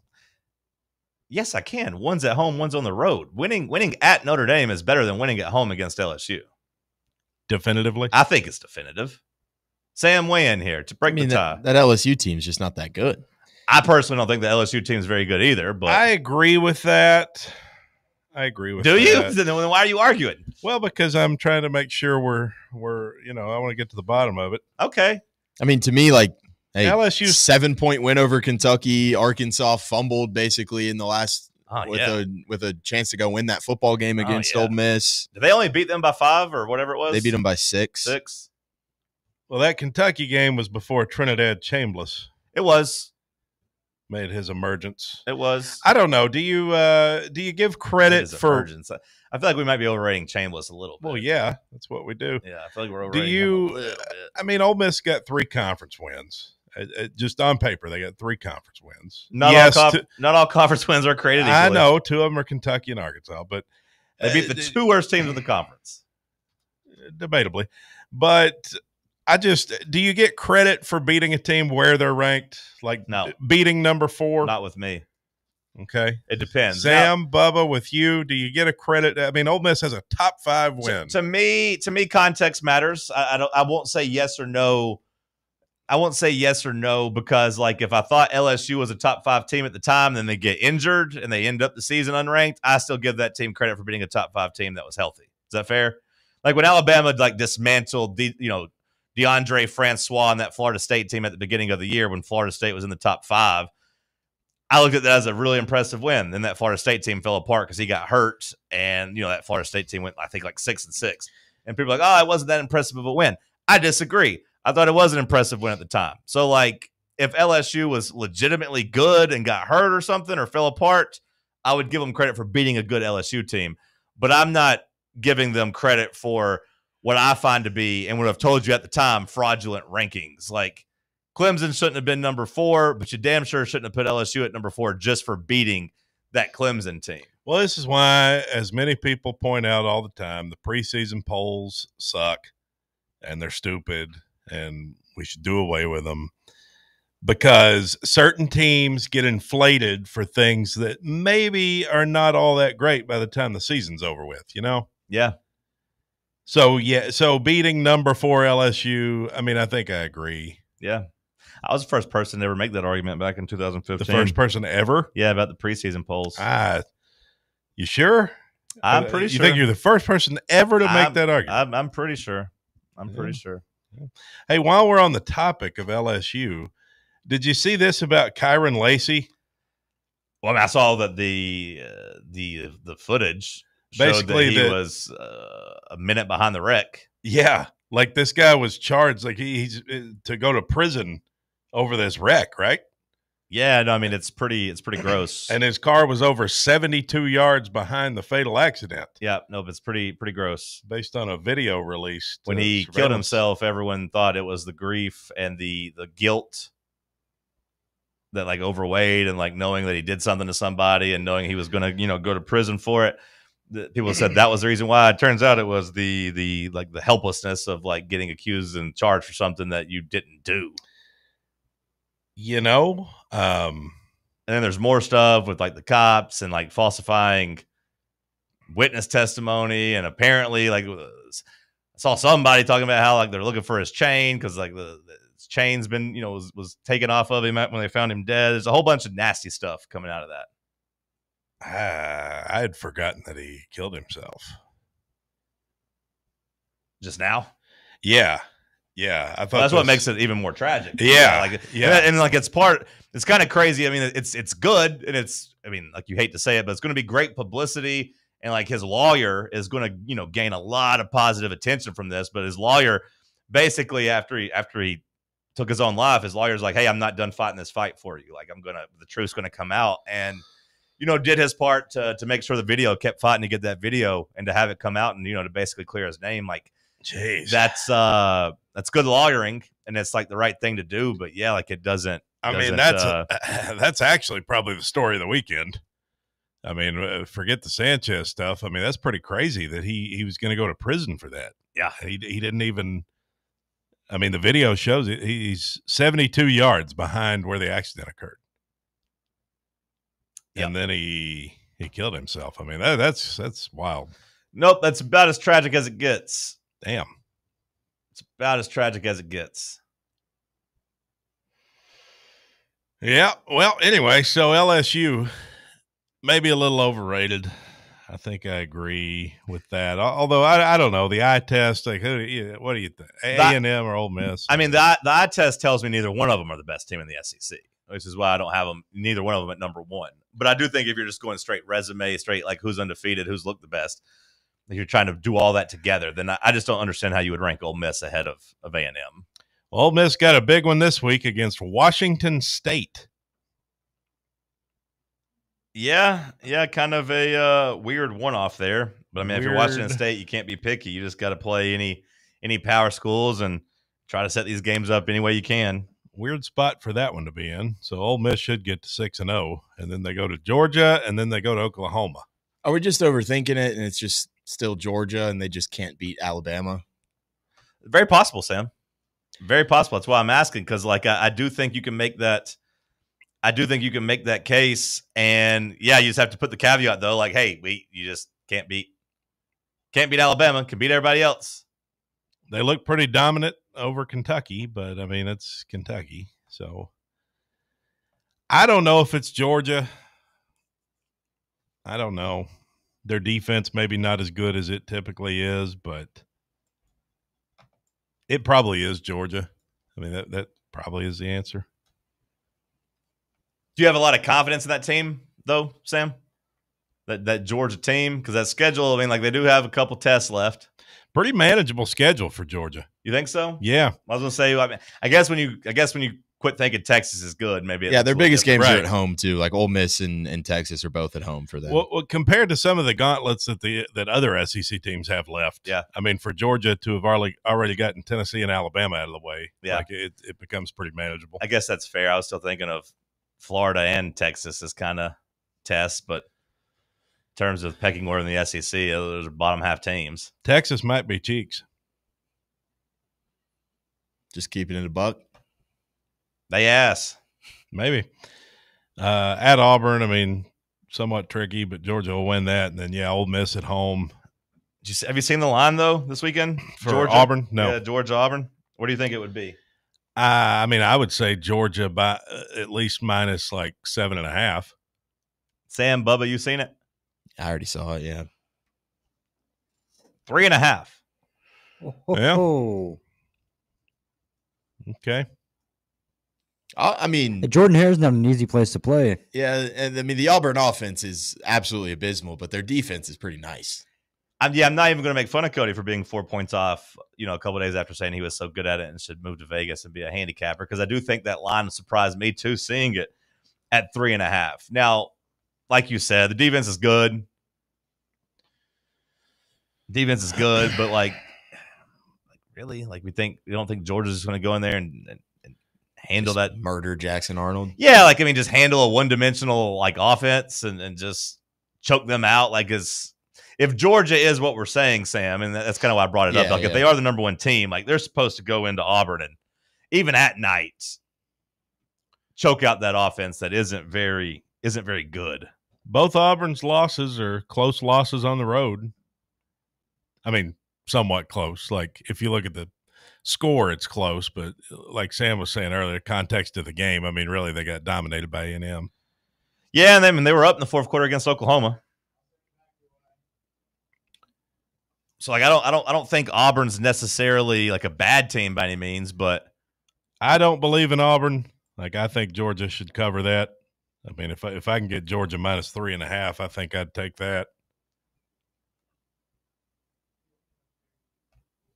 Tennessee revenge game hosting Arkansas this weekend.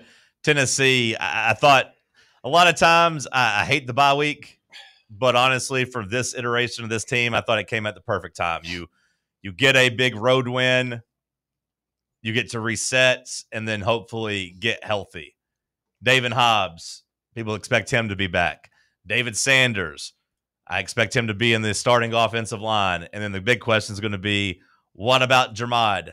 Is Jermod McCoy going to be back on the field?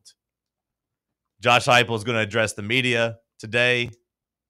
I think we know what he'll say when asked about Jermod. He'll say to refer to Wednesday's availability report. Now, do we expect Wednesday's availability report to have an update? Because I would imagine it has Jermod at questionable on Wednesday when it comes time to like actually get the availability. I think it'll just say questionable, and we'll go up until like Friday without really knowing one way or the other. He still hasn't had full practice. Like he hasn't had like a full like team contact practice. Now, a guy as good as him, and I'm sure that he's still been doing the work in terms of the coverages. You know what I mean? Like I'm sure he still knows the playbook. So like I don't think you necessarily have to have a whole lot of practice before you feel good. But you do want to see him go out there full speed in practice, run around, make some plays, run around, guard receivers as a part of a real team to feel good about him on Saturday. But I do think that's attainable this week. So I think we'll have some updates soon coming out of practice of like, hey, McCoy was a full participant in practice. They're going to monitor to see how he feels in the coming days. That's kind of what I expect the updates to be. But Tennessee should be coming out of the bye week healthier, which is nice. Yeah, I'd like to see Jermod out there. Arkansas's got a pretty good wide receiver named Omega Blake. Is it Blake? He's got a funny name, but he's a pretty good receiver. He's on the Biletnikoff watch list along with Brazel. So hopefully it's the Omega of Jermod McCoy's rehabilitation. Yeah, hopefully. I want to see our defense step up and have a nice game. I'd like to see us change this point differential around a little bit in the SEC. I'd like to have a nice dominant effort from them. I don't think we necessarily have to have McCoy for this week, but like I do want him back on the field as soon as possible at this point, and I would like to have him a game under his belt before the trip to Tuscaloosa, because I do think like those Alabama receivers did kind of break out this weekend against Vandy. Like those guys looked pretty good, and Tennessee is going to need all hands on deck. I don't think Colton Hood and Ty Redmond can go down there on the road and stop them. But I do think Colton Hood, Jermod McCoy, and Ty Redmond got a pretty good chance going down there and doing it. Yeah, Jermod's a big difference. You'd like to have him with some on-the-field action before Alabama. The over-under for Saturday. Have you seen it, Cody? Oh, I imagine it's pretty high. Let me see if I can guess. Let's get back on track. You were 4 points off on Georgia Auburn. What do you got here? Let's go with 66.5. You want the good news or the bad news? The good news. Good news is you were closer than you were on Auburn, Georgia, but not by much. 69.5. Well, that's pretty. I mean, hell, I'm 3 points off. It's a big deal. It ain't bad, though. I mean, it's not like it's a bad guess. It's a big deal. Now, you're not missing any key numbers. You're all right there. 69.5. High. Very high. That puts the kind of the implied score when you're sitting here on Monday, like 42-28 is kind of where that puts that. That covers the 14 points. That covers the over. That's kind of 42-28. I'm tired of giving up so many touchdowns. I want to see this defense lock in. So if I tell you the score is 42-28, you wouldn't be happy with that? I mean, I'd be happy with a 2-touchdown win, but I mean, I'm not going to be like crying about it if we win 42-28. I'll be happy. Yeah. But I'd just like to see us play some better defense. Is the story about Saturday as we kind of, begin our pregame talk? Of course, we'll talk about this throughout the week. Is the story on Saturday to you more about the offense, the defense, a complete performance? Like, how do you view that? Story's about the defense for me. The offense is going to be there. I mean, I have zero worries about that. Sam, do you have a different answer? Do you agree that it's about the defense?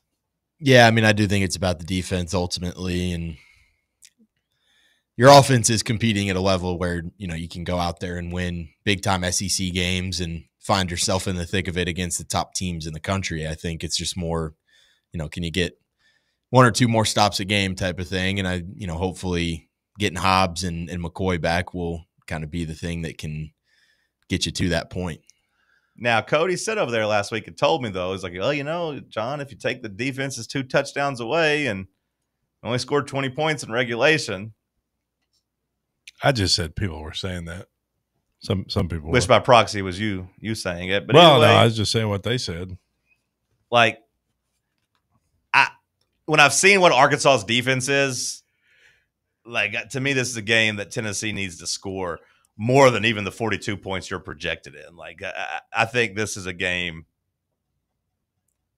Now, maybe they haven't quit. Maybe they have the Jerry Neuheisel effect. And what was the other guy's name? Skip. What was his name, Bubba? Skipper. Tom Skipper. Maybe they'll have that effect, and all of a sudden the defense is playing a little bit better too. But Arkansas ain't been able to stop nobody. So, like, Joey Aguilar and the boys at home, like, to me, like, go out there and score 50 points, and I don't really care what the defense does. Like, to me, this is an offensive game. I mean, so you think we need to be above our total? What's our team total? 42. 42? I mean, 42 is a good amount of points. Like, I wonder how much of it, because I've never seen a defense play worse than Arkansas did that second quarter against Notre Dame. They quit. They flat out quit. Well, and that's what I'm getting to. Is that more of just an effort thing, or is it a personnel thing? Because if it's a personnel thing, then they don't have much of a prayer against Tennessee. It felt like a personnel thing against Memphis, too. They couldn't really stop Memphis. From the 2-minute warning in the second quarter on. Like, they had a pretty good start against Memphis, but Memphis did whatever they wanted against them. If it's an effort thing. 3rd and 10, where their backup quarterback just drug their defensive tackle 7 yards for a first down.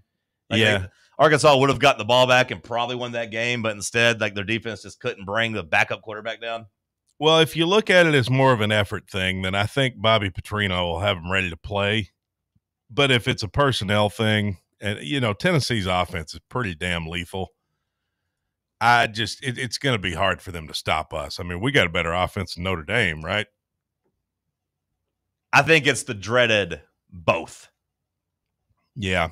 That's when you're in a real bad spot of the team, is when it's both. Whenever your team isn't very good, but you also don't play as hard as you should. I would expect them to play hard, though, with the interim coach off a bye week. Like, you would think so. You would think that they'll come out and give a good effort. You would think so.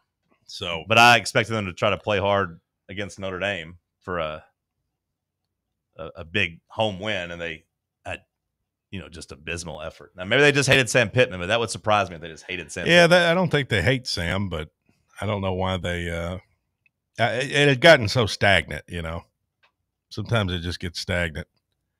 Like the air in this room right now, because there's no airflow. On a scale of 1 to 100, how worried are you about this Arkansas game? I don't want to have to eat my words, but about a 25 right now. Okay. I mean, I feel like we're gonna. It feels like a Tennessee statement game to me. I keep thinking. I've been making this comparison ever since we lost to them, basically. But I've been thinking back to South Carolina 2023. And I know that's a totally different team and a totally different year, but like you get your lick back against a team that beat you, and you get them in Neyland, a place where you don't lose to anybody except for Georgia, and they're not fielding much of a defense. I think they'll come in here and put up a few points and make some plays offensively, but I don't think that there's there's no worries from me that Arkansas is going to beat us as we sit here on Monday. Sam? Just like straight up them beating us, Yeah. not like in any Just, like the just fashion struggling, of it. Just struggle in the fourth quarter. It'd been a game in the fourth quarter. If it's a game in the fourth quarter, I would say it's probably around 40-ish, but just winning the game. No, I'm asking, we're worried that it's going to be a sweat in the fourth quarter. 15. Bubba? Yeah, I feel kind of high with this one, but 33. I'm honestly shocked you didn't have it in the 60s. No. So 33 is low for you. You can't take anything for granted in this league, you know. It's a tough league. Quick last timeout. We'll come back. We'll wrap this show up. Last call on the other side. Big Orange Country's home for sports. This is Fan Run Radio. Yeah, it's another day, but what kind of day is it really? A day of doom scrolling? Laundry day? Nah, it's a White Claw day. Light and refreshing tasting, uniquely cold way filtered. There's an iconic flavor for everyone. So grab a pack, grab your friends. Make the most of each day with those who matter most. When you're together with White Claw, every day is a once-in-a-lifetime experience. You just gotta grab it.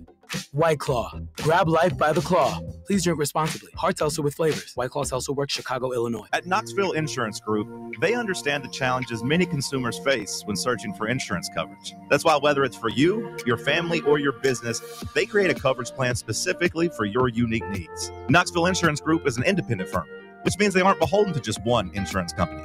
They search multiple companies acting as your negotiator to find you the best possible policy and price. Start a quote in minutes at KnoxvilleInsuranceGroup.com or call them today at 865-694-9788.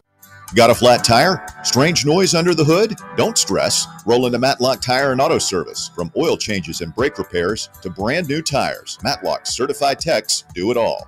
Fast, friendly, and fair priced. Matlock is the home of the price match guarantee. Bring in any competitor's ad and Matlock will match the exact same tire for the exact same price. Matlock Tire and Auto Service. 5 locations in East Tennessee. Visit MatlockTireService.com to find the location nearest you and schedule your appointment.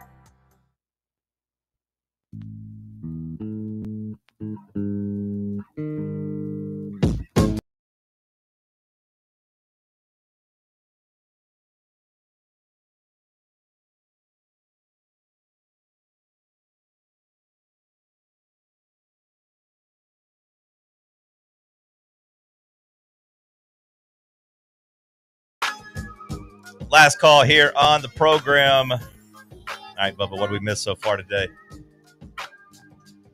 I think that's a valid question. We missed, for us locally, Tennessee had a inter-squad scrimmage over the weekend. Baseball? We did. Down in the old Chattanooga Lookouts area. Okay. Any big takeaways from it? Transfers are going to be pretty good. You know, Tyler Myatt from Walters State did pretty good in the Appalachian Summer League. Looks like he's going to be pretty good overall. And then Landon Mack, transfer pitcher from Rutgers, seems to be one of our top guys. Also, Appenzeller, you know, we fought hard to keep him from the draft, and kind of happened that way.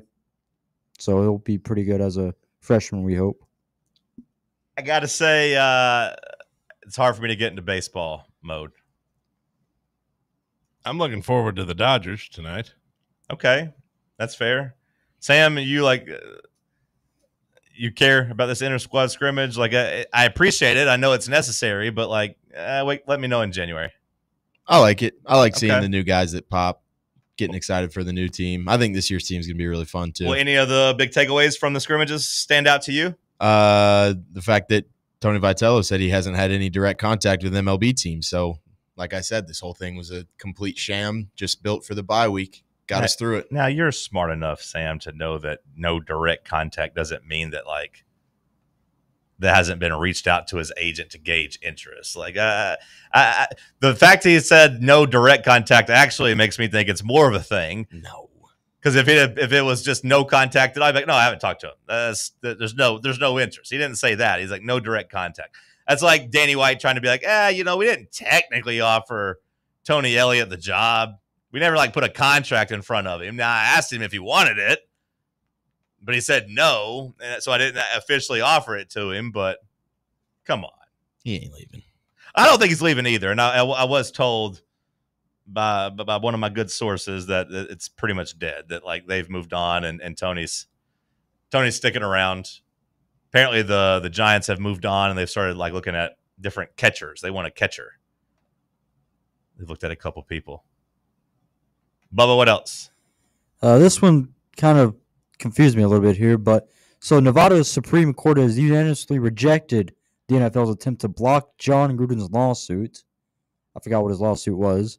This means that Gruden can move forward with discovering, digging into league emails, records, and communications involving Roger Goodell and the NFL executives. Apparently, I guess the NFL fought hard to stop this, but they lost 7-0. Did you say you forgot what his lawsuit was about? Is that what you said? Yep. Well, they railroaded him. Basis. They railroaded him, and they leaked his emails of him saying some off-color remarks, like some bad things. Some things he says were taken out of context. I don't know. But he said, hey, if we're going to unlock everybody's emails, let's see everybody's emails. Like, let's go. This is a hit job to me, and I want my $100 million that I'm owed. Let's see everybody's emails. Let's get everybody under oath. And now I guess the courts are saying, yep, sounds fair. Sounds all right with me.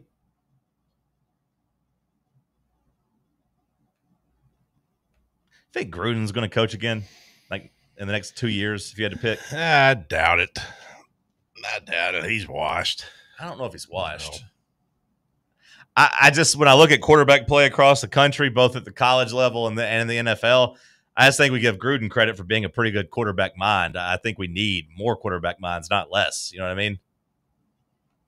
I think if you got somebody that knows how to coach quarterbacks up, like there'll always be a spot. It's kind of how I look at it. Hell, I found myself yesterday, Sam threw 2.5 quarters, like, man, just put Gruden on the Titans. Like, get it, just pay somebody now. I was like, just give, if you care about this franchise, just go pay Gruden or McCarthy or somebody millions of dollars now to just get in there and coach Cam Ward up. Because I don't want him losing his confidence and getting ruined.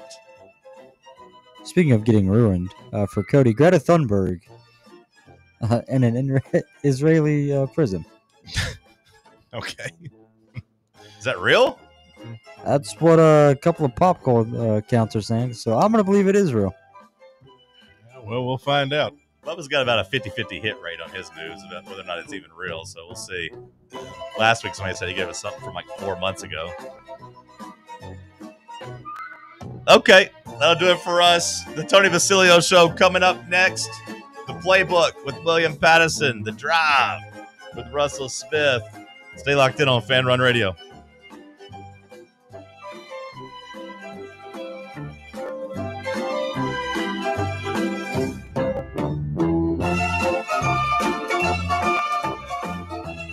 Take Fan Run Radio with you on the all-new Fan Run app. Just search for Fan Run Radio wherever you download your apps. The number one problem we see at our clinic